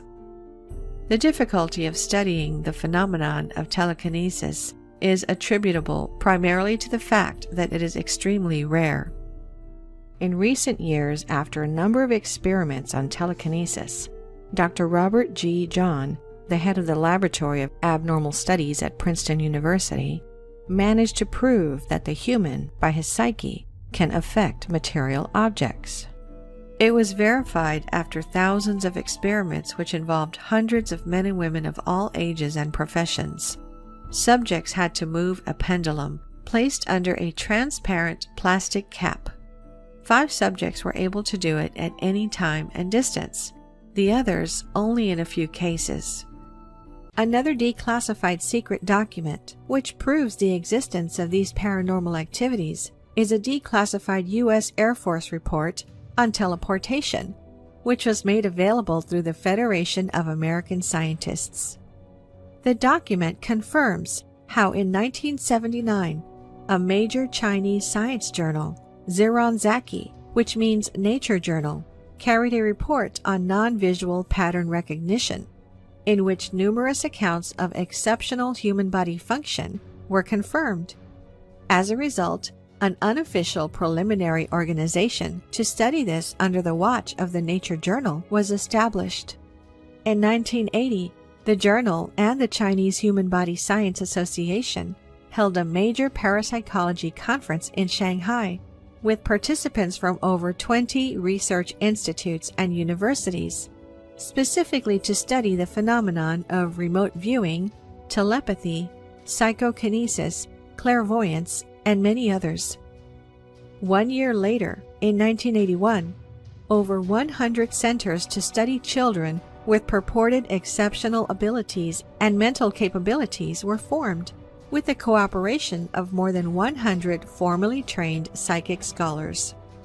1 year after that, in 1982, the Chinese Academy of Sciences sponsored a public hearing in Beijing that more than 4,000 scholars attended regarding cases of parapsychological abilities within humans. They called for fair but strictly controlled tests to lead to a final judgment. Here's one shocking outline from the document. In all the experimental cases that were reported, the test specimens that were teleported were completely unaltered or unchanged from their initial state. Even the insects were unaffected by being teleported. The experiments were well controlled, scientifically recorded, and the experimental results were always repeatable. And here's another one. The high-speed photography and videotaping recorded in one series of experiments that test specimens would physically meld or blend with the walls of sealed containers, and recorded in a different series of experiments that test specimens would simply disappear from inside the container, only to reappear at another location after seconds to several minutes of time transpired, such that the test specimen did not actually undergo total material disintegration and reintegration during teleportation. This data is important because without the aid of electronic monitoring instruments, the average person's sensory organs and usual methods of detection are temporarily unable to perceive the test specimen's ambiguous existence during the teleportation process. The entire document is absolutely fascinating. It contains not only incredible experiments, but also scientific equations and teleportation diagrams explaining how to open wormholes. They even explain how you can pass and teleport through physical objects without interfering with them, using and teleporting through the 4th dimension. Most of these documents mention one very special individual, a man named Zhang Bosheng, who astonished both American and Chinese scientists who studied him. A series of psychokinesis experiments with the subject Zhang Bosheng were conducted by 19 researchers led by Professor Lin Shuwang of the Physics Department of Beijing Teachers College. In 1984, Zhang Bosheng became a full-time subject of the military-run parapsychological research team. One of Zhang's accomplishments involved moving sealed objects in and out of sealed containers. Lin Shuwang, as mentioned earlier, studied this man for 6 months and described experiments where small pieces of paper were placed in a sealed test tube. After 5 minutes, with scientists observing and videotaping from various angles, the pieces of paper somehow appeared outside the tube, despite the fact that the test tube was still sealed and undamaged. He went on to do the same thing with other small objects like paper clips and even live insects. Another declassified CIA document called Research into Paranormal Ability to Break Through Spatial Barriers also talks about the reality of the paranormal phenomenon. Then, Lin Shu Wang, Zhu Bingwang, and 17 others conducted special research testing on breaking through spatial barriers. They not only demonstrated that persons with paranormal abilities could extract stationery from sealed craft paper envelopes, but they could also remove insects from glass tubes with sealed caps without any discernible effect on the life or actions of the insect. At the same time, in this experiment, they also conducted an experiment where the subjects removed a sponge which had been dipped in iron chloride from a double-layer sealed potassium thiocyanate type paper bag without any visible change of coloring of the test paper. This research opened the way for research into the ability to break through spatial barriers and provided a number of preliminary bases of a physical nature for this phenomenon. On the basis of these experiments, we believed it was necessary to use even stricter methods to conduct further proof of the reality of this ability, and that we should observe the process of this breakthrough and the point of penetration in order to demonstrate whether or not there was penetration of the walls of a physical object. Apparently, there are many people who possess such paranormal abilities. According to Dr. Eric Davis, who is mentioned in the declassified U.S. Air Force document, there are many gifted children who were responsible for the teleportation of small physical objects from one place to another. The participants never touched the objects beforehand. The experiments were done under both blind and double-blind conditions, and the researchers involved came from various colleges and sectors of the Department of Defense. This is an exceptional case because it was deemed necessary that an unclassified intelligence information report was prepared for public viewing. Dr. Dean Radin, chief scientist at the Institute of Noetic Scientists, conducted an experiment involving mental teleportation of bits of paper out of a sealed plastic film container. This was documented in a report published in 2010 by retired research chemist Dong Shen. What's even more fascinating is that these methods were taught to others, and the success rate was 40%. Dr. Eric Davis made the following statement regarding the phenomenon. The results of the Chinese teleportation experiments can simply be explained as a human consciousness phenomenon that somehow acts to move or rotate test specimens through a fourth spatial dimension, so that specimens are able to penetrate the solid walls and barriers of their containers without physically breaching them. Here's an interesting excerpt from Jeffrey Mishlov's book called The Psychokinesis Man, A True Story of Mind Over Matter. Among the most marvelous, most frightening, and certainly most unbelievable possibilities suggested by psychic folklore is that human beings may be able to exert an observable influence upon the physical world simply through the power of conscious intention, or unconscious intention, or by some accounts, through the assistance of spiritual intelligences, or as a result of a mysterious principle known as synchronicity.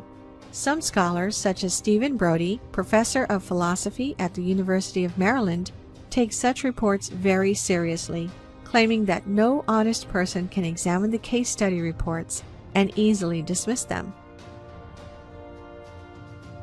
Regardless of whether or not you believe any of these people possess the aforementioned superhuman capabilities, this subject is clearly worth studying. If this didn't merit further research, do you really think government organizations would be studying these people and trying to hide these programs from you? These reports, among many others, clearly proves that there are cases of individuals with supernormal abilities and that the CIA is well aware of them and has further researched this subject. These revelations prove that not only do these superhumans exist, but mainstream science cannot further investigate parapsychology and refuse to fund the research and even shun it However, this subject is still heavily studied by the secretive military-industrial complex. Clearly, this topic is taken very seriously within these programs. But why ridicule within mainstream science then? The cutting of these programs is not because there is no interest, but because that interest lies in the world of secrecy, otherwise known as the black budget. In the United States, the Stargate program was a great example of a special access black budget program. This means that all of the information and findings within these programs remain secret and unknown to the mainstream world. These programs do not exist publicly, but they do indeed exist. They are commonly referred to as deep black programs. A 1997 U.S. Senate report described them as so sensitive that they are exempt from standard reporting requirements to the Congress. Scientists have found out that the power of mind can affect a variety of devices and liquid media, such as highly precise chronometers, lasers, electrical generators of electromagnetic radiation, emulsions, colloids, water, etc. Some researchers claim that each of us is endowed with these paranormal abilities that once were completely natural and were widely used by people, but now they are in a latent state. Future experiments may help to reveal the nature of telekinesis. Till now, we can only ascertain the existence of a special psychoenergy that provokes telekinesis. Pyrokinesis is the psychic ability which allows a person to create and control fire using only the power of the mind. It is the skill set of being able to manipulate flames and in some cases even create it. Most of the people who claim to possess the power of pyrokinesis have the ability only to extinguish or manipulate fire, but very few claim creating the fire. Although many people believe pyrokinesis is impossible, there are a lot of events of pyrokinesis which took place in various places of the world. In 2011, a 3-year-old Filipino girl drove the media crazy when it was claimed that she had the ability to predict fire. Many things like clothes, sleeping mats, and pillows caught fire immediately after predicted by her that they would burn. Many policemen and fire authorities claim to have witnessed fire caused by the girl without her touching the objects. One more event that was similar to this took place in Vietnam. An 11-year-old girl had puzzled many scientists with her supernatural ability. According to her father, fire appears wherever she goes. In her home, the electricity got short-circuited and many sockets were burnt. Sometimes even her clothes would catch fire. Electricity is produced by the motion of free electrons. Free electrons are present in any metal, but don't conduct electricity unless they are given a certain direction by a potential difference. It's almost the same deal with the neurons in the brain. If a neuron could be excited by some processing, then because of its electrical energy, it would work like a dynamo. The billions of neurons would collectively be equivalent to billions of dynamos. Just imagine then what a gigantic amount of power, heat, light, electricity, could be generated from the human brain. Understanding of the electrical activities of the neural network and related findings of modern sciences appears superficial when compared with descriptions of the internal power of the brain as cited in the ancient scriptures. At least 20 watts of electricity flows continuously in the human brain throughout one's life. This generation and conduction of bioelectricity is a part of the normal automatic functioning of the human brain. It might be possible to harness actual physical energy simply by using the brain, and the superhero powers we see in movies and shows might actually be in the realm of possibilities. Dr. George Delgado had conducted several experiments to demonstrate that the sensual feelings like hunger, thirst, concupiscence, etc. could be controlled by controlling the governing centers of our brain. Controlling its neural activities could also help control the mental tendencies of a living being. In a demonstration, he gave a banana to a monkey named Ali. When Ali was eating this fruit of its liking, Dr. Delgado recorded its EEG and accordingly sent specific electrical signals to this subject's brain. These signals were tuned to order the monkey to throw off the thing in its hand. The viewers were surprised to watch that suddenly Ali stopped eating and threw away the banana despite his hunger and liking. The revered saintly expert of Indian classical music, Swami Haridas, had once gone into trance to demonstrate the power of Indian yoga to a British general named Sir Ventura, on the request of the Sikh king Ranjita Singh. In 2 such experiments, the Swami was buried in a muddy pit, once for 10 days and another time for 40 days. In both of the experiments, he was found perfectly healthy when he came out. However, the central top portion where the Hindus grow the hair knot, Sika, of his head, had become hot like fire. The portion of the brain beneath this spot of the head is very important in yoga sadhana. In another demonstration, a bit adventurous and risky to perform, 2 bulls were brought in, surrounded by thousands of viewers, which included some experts who had come to examine Dr. Delgado's experiment. The bulls had electrodes fit in their heads. The public triggered them to have a head-on collision. The fighting animals appeared so dreadful, as if they would crush each other. Just then, Dr. Delgado sent a mental signal conveying the message that peace is better than violence to both of the animals. He focused very hard and was able to telepathically penetrate the minds of the 2 animals. These signals had electrified the nerves of the bulls so as to stimulate the secretion of certain hormones and suppress those of the violent ones. Within no time, the bulls were seen standing calmly near each other like domestic goats. Although their hissing continued, there was no excitation in them. Dr. Delgado had also successfully used this method of controlling the specific nerve functions through electrical charges for the treatment of many patients. The experiments described confirms that it is not only possible to plant an idea in someone's mind. In fact, MIT has recently developed a device called Alter Ego that listens not to a person's speech, but to their thoughts. So perhaps one day, when we collectively develop our consciousness to a much higher state, we would just think ideas to each other and be able to communicate telepathically. Cases of channeling and mediumship, and even a person's body being taken over by a spirit for the purpose of communication, has been around for millennia.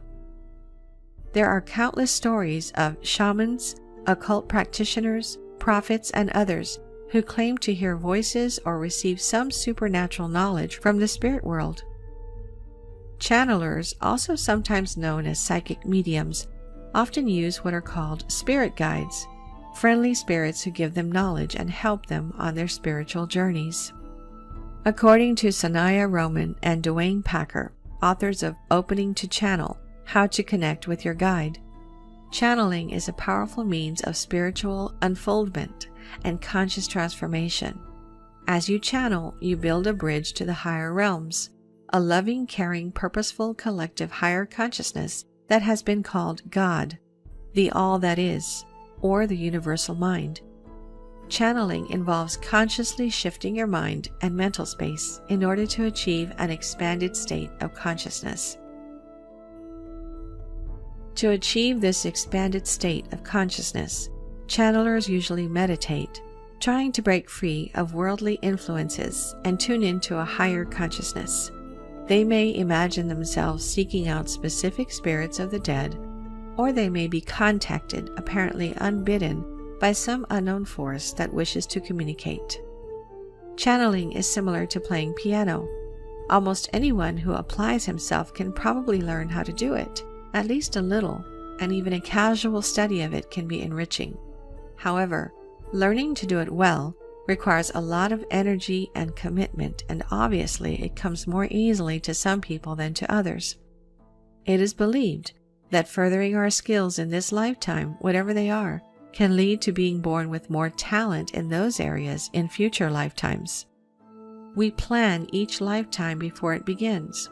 If we desire to channel during that lifetime, we usually make agreements to do so with a particular source or sources that we wish to channel, and plan the timing and the form of the channeling we will do so that it supports our life task. This applies to absolutely every psychic ability. There are so many more psychic abilities, and the ones I've shared with you are just a small fraction. Psychic abilities are a gift, but they can also be practiced, learned, and mastered by absolutely everyone. While psychic development is something accessible to everyone, understanding the phenomena from a technical perspective and dedicating a few hours per month to work on practical exercises can make a world of difference. Perceiving the non-physical reality around can broaden your perspective in many aspects of life, as well as help with your development as a consciousness. With the help of mathematical methods of algebraic topology, scientists have found structures and multidimensional geometric spaces in the human brain networks. A new study has demonstrated that the human brain contains structures and shapes that may have up to 11 dimensions. Experts have previously stated how human brains are estimated to contain a staggering 86 billion neurons, including several connections from each cell, expanding and connecting in every possible direction, producing a super vast cellular network, which is believed to be the reason for our brains being capable of receiving consciousness and connecting to the universal knowledge. An international team of researchers gathered around the Blue Brain Project has obtained results that have never before been observed in the world of neuroscience.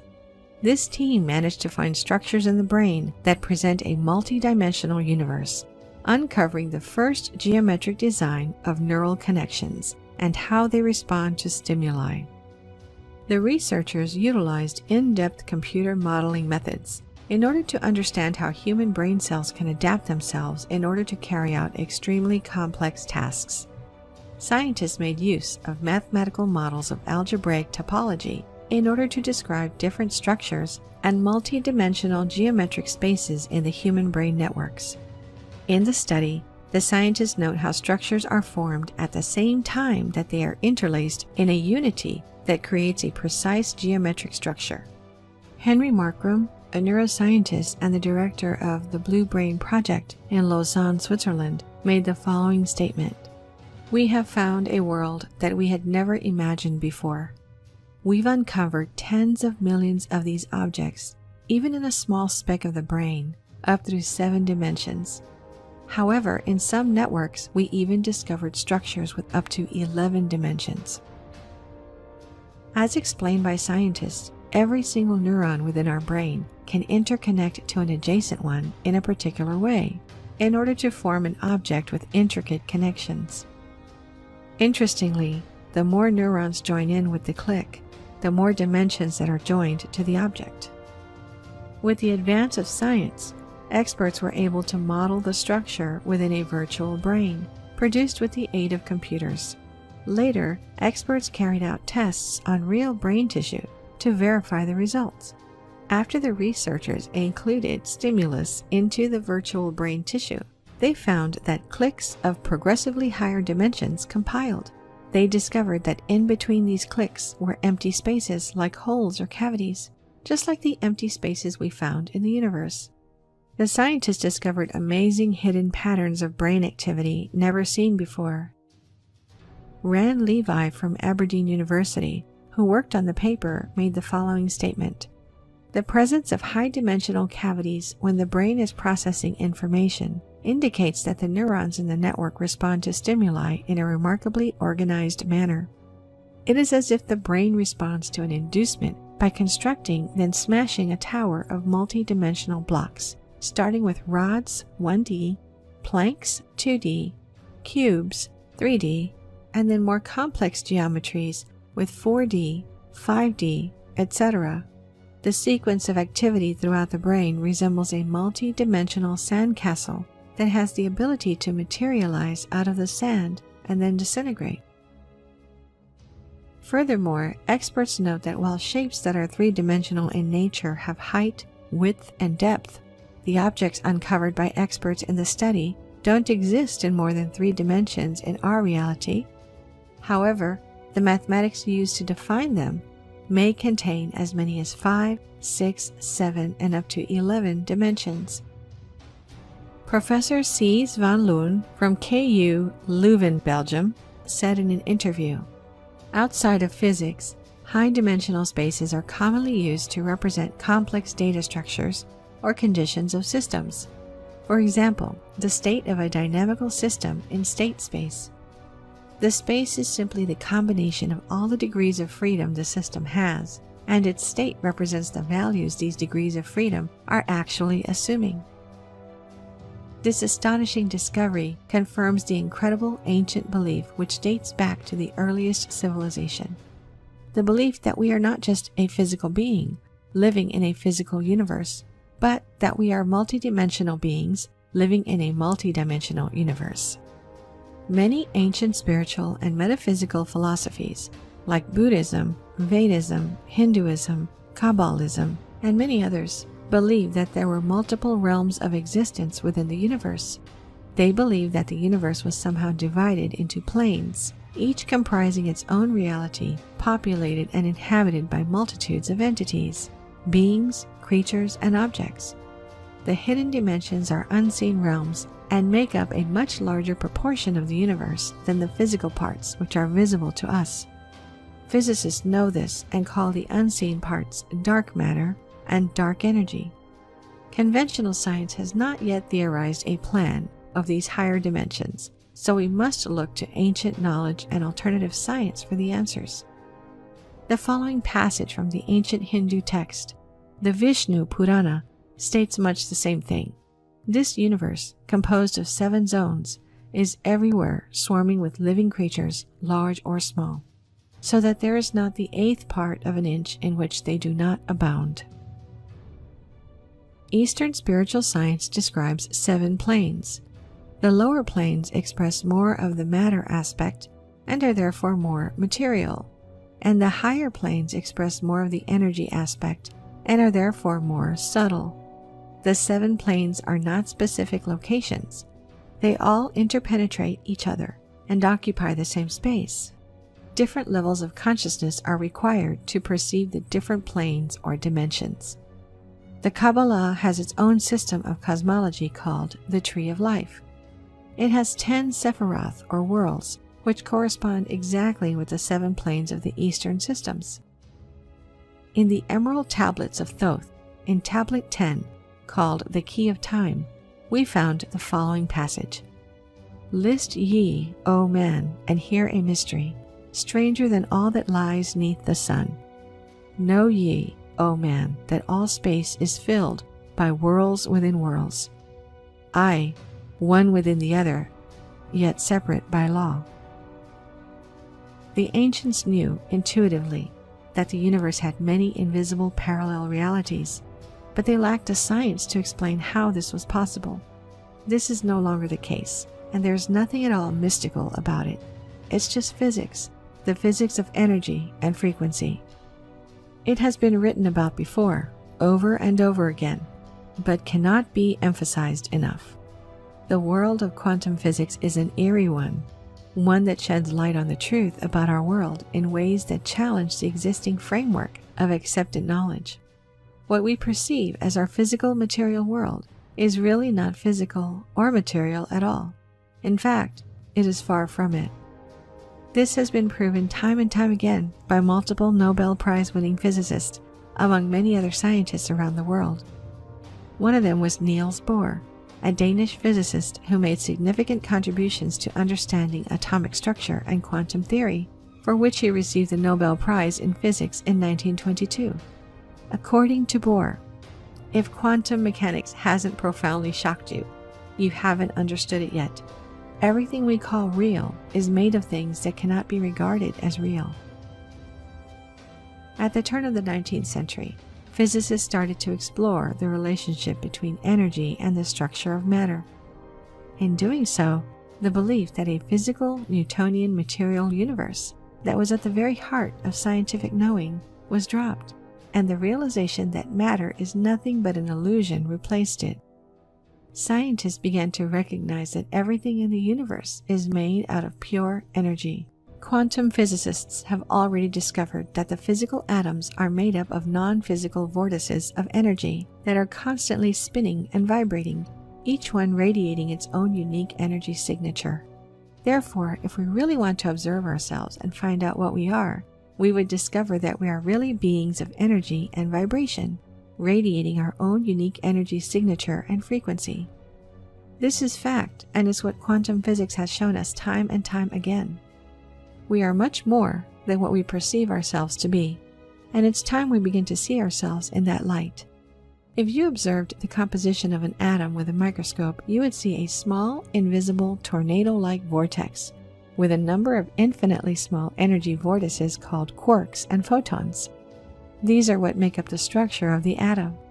As you focused in closer and closer on the structure of the atom, you would see nothing. You would observe a physical void. The atom has no physical structure. We have no physical structure. Physical things really don't have anything physical in them. Atoms are made out of invisible energy, not tangible matter. As Richard Conn Henry, a professor of physics and astronomy, stated, "Get over it and accept the inarguable conclusion: the universe is immaterial, mental and spiritual."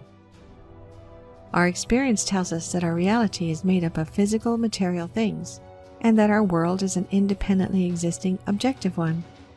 The revelation that the universe is not an assembly of physical parts, and instead comes from a holistic entanglement of immaterial energy waves, stems from the work of Albert Einstein, Max Planck, and Werner Heisenberg, among many others.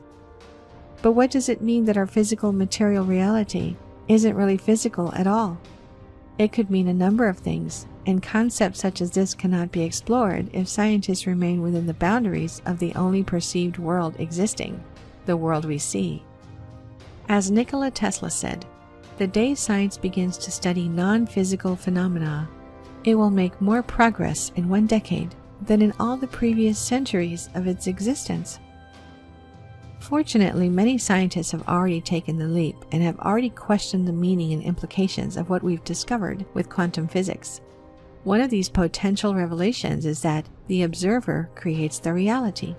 A fundamental conclusion of the new physics also acknowledges that the observer creates the reality.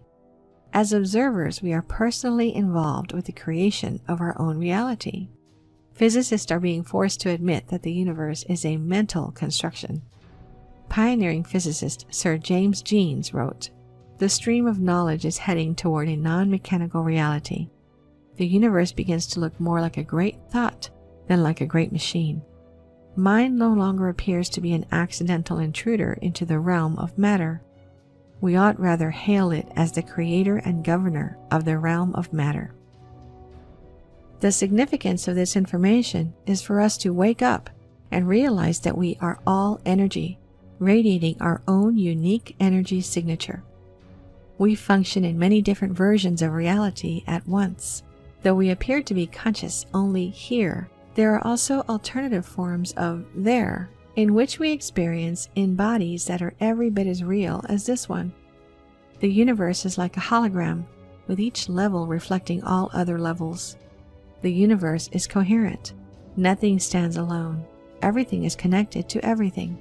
Change one thing and you change everything. Resonance and frequency are the keys to the universe. We exist in a reality created by energetic vibration.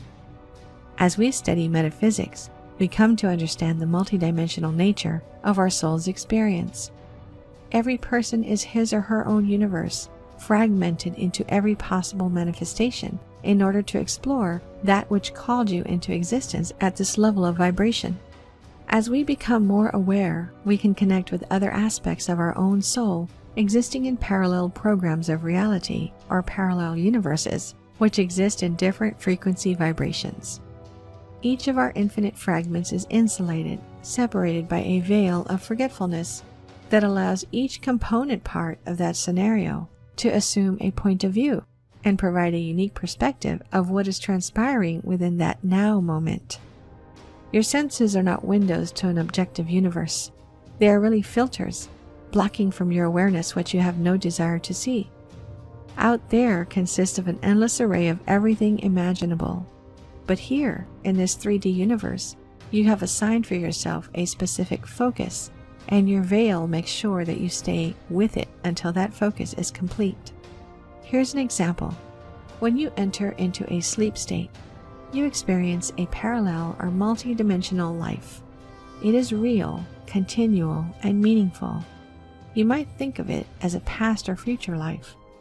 You may experience profound relationships with others, remember well-traveled paths and places that are not consciously known to you in your current reality program.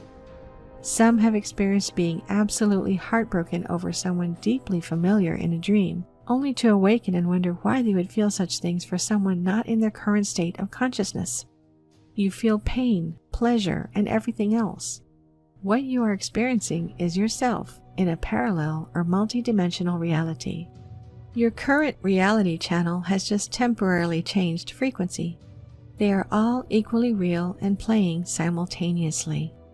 Feelings, thoughts, and emotions play a vital role. Quantum physics helps us to see the significance of how we all feel. If all of us are in a peaceful, loving state inside, it will no doubt impact the external world around us and influence how others feel as well.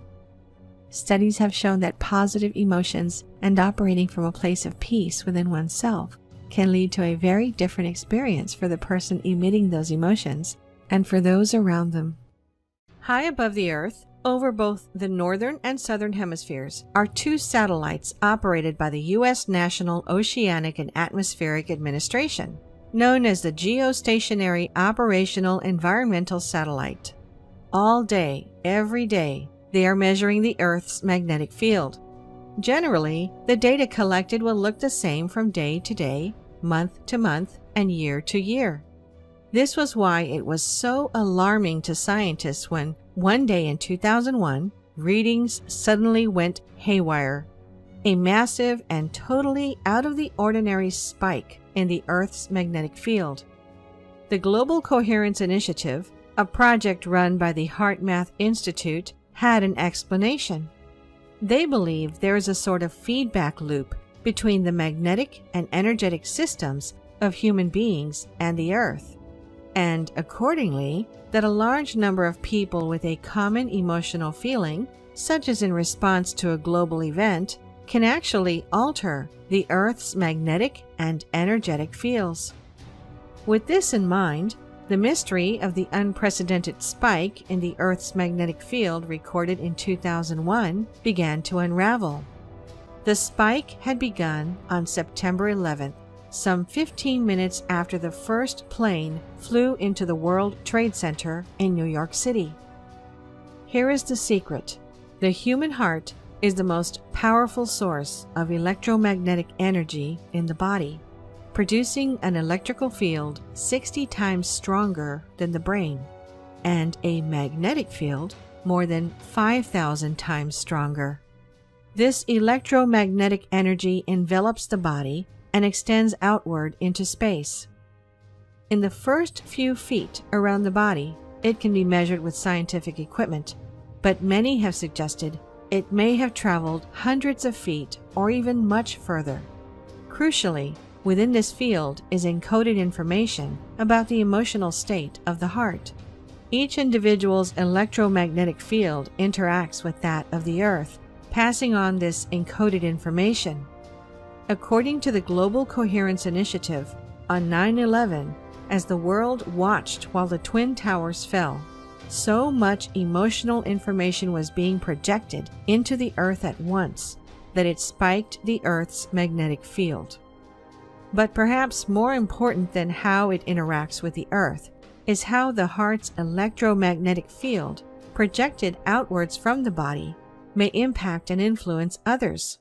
When two people are communicating, they are not only doing so with words, gestures, and body language, they are also communicating through the emotional information encoded in their electromagnetic energy. This is a concept called energetic communication. Studies have shown how this works between people and animals.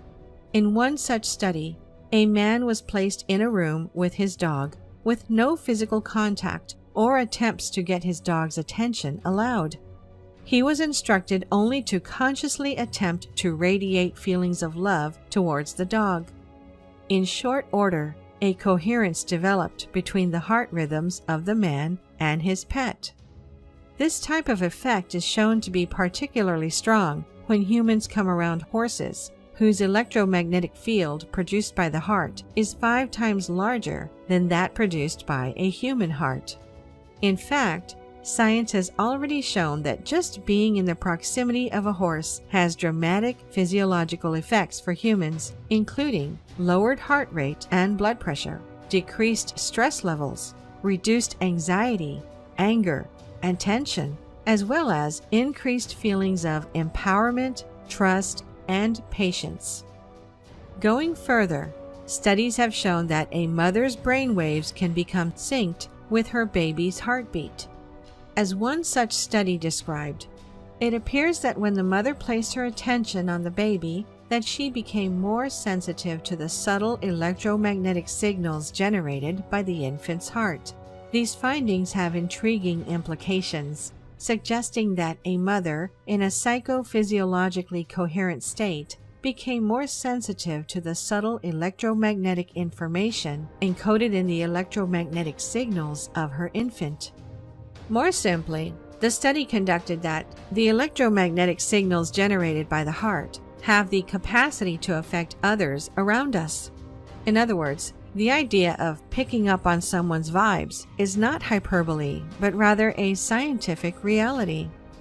If electromagnetic fields affect all of our biological systems, and through energetic communication, the systems of those around us, if sending out and picking up vibes is a real thing, then imagine how this knowledge might be used on oneself and towards others. The year was 1988, and Claire Sylvia was fighting death. She had been diagnosed with pulmonary hypertension and, in a last-ditch effort to save her life, had received a heart transplant. In the days and weeks that followed, she had laid alone at the Yale New Haven Hospital in Connecticut on the slow road to recovery. But on the road to recovery, she was, in fact, for the first time since her surgery, beginning to feel her appetite return. A nurse, perhaps sensing this, entered Sylvia's room and asked if she would like anything to eat. "Actually," Sylvia replied, "I'm dying for a beer right now." This was odd, since before the surgery she did not drink beer, nor even like it. But beer was just a start.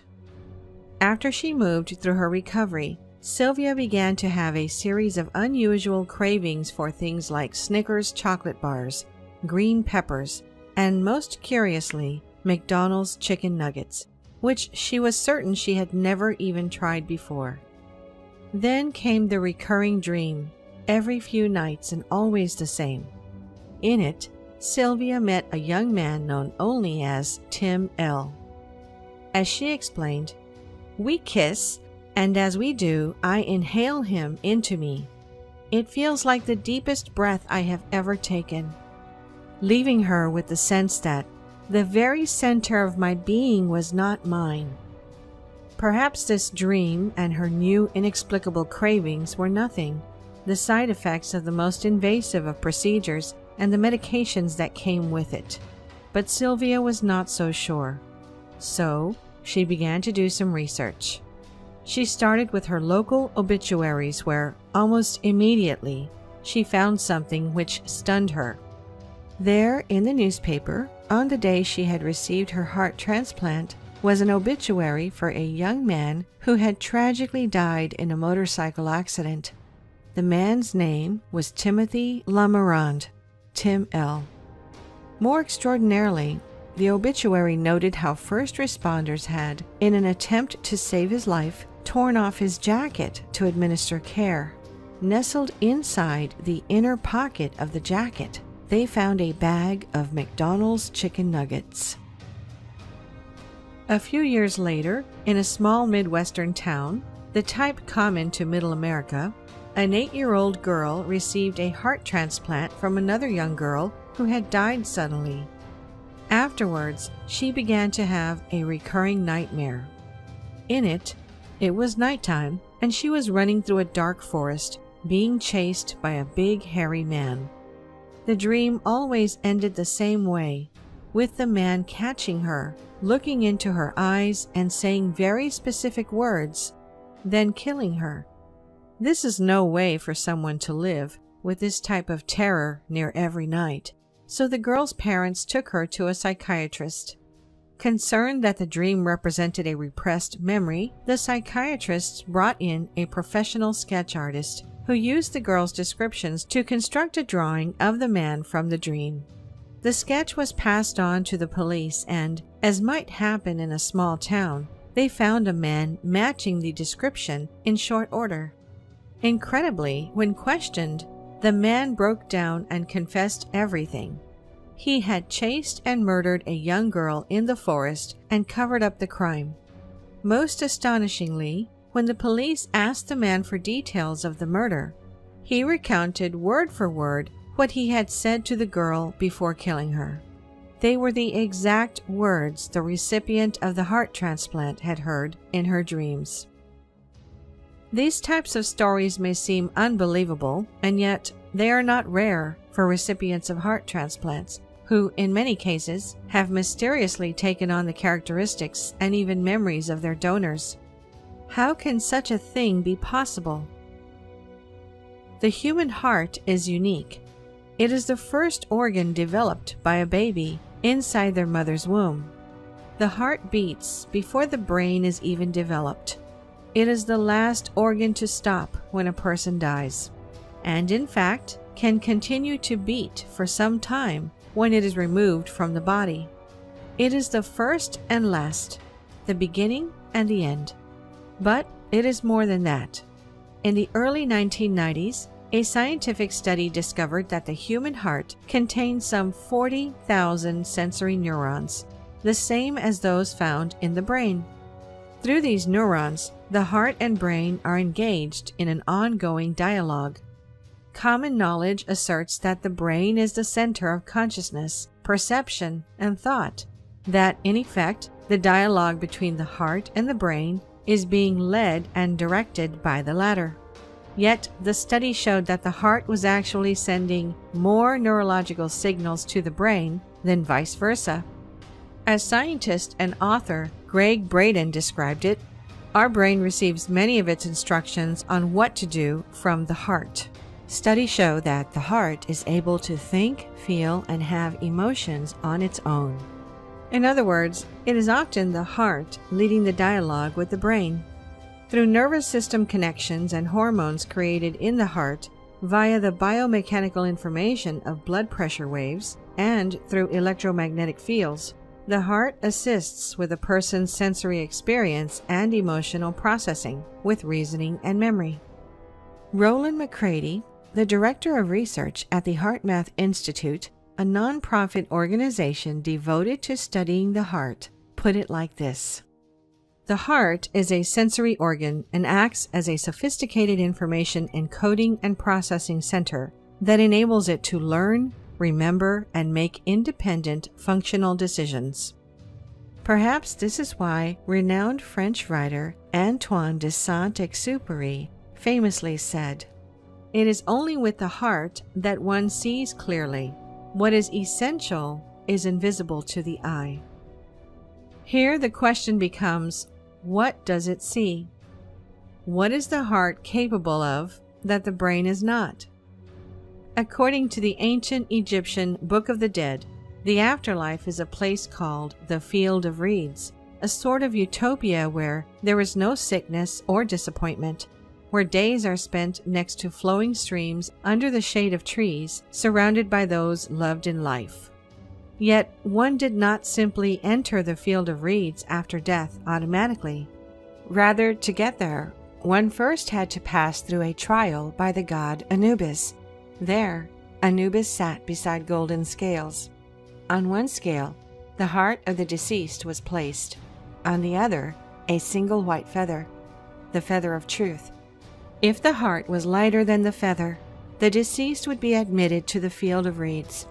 If not, they would be cast out and eaten by a monster. In ancient Chinese traditions, the heart was the emperor of all other energy systems, the place where the spirit resides, containing thoughts and emotions, and processing sensory information. For Hindus, the heart chakra is central among the 7 chakra energy points which run up and down the body, the connection between the 3 above and 3 below, and the true voice of an individual. For both the Aztec and Mayan cultures, the heart was so important that when human sacrifices were made, it was often the heart which was offered to the gods. Christianity, for its part, sees the heart as the place where emotions and desires begin, that which drives the will of an individual towards action. It was Jesus who said, "For where your treasure is, there also will your heart be." Similarly, the God of Islam proclaims, "Heaven and earth cannot hold me, but I am contained within the heart of my servant." Of course, this type of view of the heart, this prominence among the functions of the mind, body, and soul, is not confined only to the annals of religion. It was, in fact, something known to many of the greatest thinkers among the ancients. In ancient Greece, Aristotle wrote at length on the heart, asserting, "The heart is the perfection of the whole organism.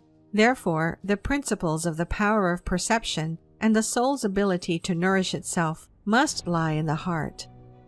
At the time of the Roman Empire, physician and philosopher Aelius Galenus wrote that the heart was the hearthstone and source of the innate heat by which the animal is governed. Later, 9th century Arabic philosopher Abu Nasr al-Farabi proclaimed that the ruling organ in the human body is the heart.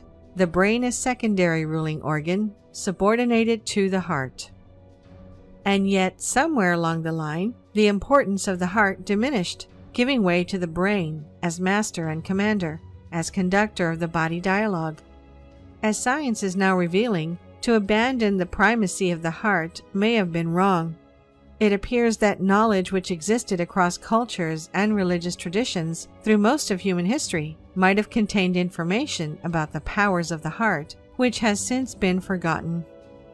But what information? And what powers? Luckily, science is now revealing that as well. In 2004, a study conducted by the HeartMath Institute sought to examine what mysterious powers the heart might hold. In the study, participants were shown a series of 45 pictures, some beautiful, some disturbing, and some neutral, while hooked up to machines measuring cardiac accelerations and decelerations, as well as the heartbeat-evoked potentials on the surface of the skin. In short, the machines would measure what the heart was doing while the pictures were shown. The results were shocking. Researchers found that the heart was responding to the emotionally provocative pictures, the ones which were beautiful or disturbing, prior to them even being seen. A full 6 seconds before the photos were shown, the heart would react to what was coming. Somehow, the heart was receiving intuitive information before the brain, and in fact, actually appeared to be looking into the future. Put more simply by the director of the study, it appeared that the heart has access to information outside the boundaries of time and space. What this means is that when someone gets a gut feeling about something, it might be more than a metaphor. Perhaps it is the heart interacting with something which cannot be perceived by the brain within the normal confines of time and space. This intuitive power, even prescience, of the heart has been illustrated by science. So how might this power be used? In 2011, a study conducted by the Medical Research Council Cognition and Brain Sciences Unit in Cambridge, England, asked this very question: researchers created a card game designed so that no obvious strategy was apparent, and players would have to follow their hunches. That is, they would have to listen to their gut feelings. While playing the game, participants in the study wore various heart monitoring devices. Most players gradually found a way to win the game, and nearly all reported relying on intuition rather than reason. However, the speed and ease with which participants discovered how to win varied greatly. As they relied on intuition, some of the participants' gut feelings were right and some were wrong. Researchers asked why and were presented with an amazing explanation. It appeared that participants who were more aware of their own heartbeat had better gut feelings. That is to say, those who were able to listen to their heart made better intuitive decisions. They were able to become better at the game faster using the power of their heart. This begs the question as to whether this is a power which can be developed. Could the intuition of the heart be used to become better at things more important than a card game? And where does it stop? When does inherent intuition turn into conscious prescience, and can this actually be facilitated? It may be that science is only beginning to scratch the surface of these questions. The HeartMath Institute asserts that the key is adopting practices which put the heart into what is called a heart-coherent state. In other words, to positively impact the biological systems of oneself and others, the information encoded in the heart's electromagnetic field must be positive and healthy. Over decades, HeartMath has developed practices now used by the U.S. military designed to put the heart in just such a state. Similarly, traditional practices such as Qigong and Reiki are focused on the exchange and alteration of energy to facilitate healing. But whatever the approach, the point should be clear. The powers of the heart, its impact on health, and facilitation of unseen connections, its intuition and its prescience make it just as important as the ancients said it was. If you enjoyed the video, please hit the like button. And if you're new, press subscribe and the bell next to it for future notifications.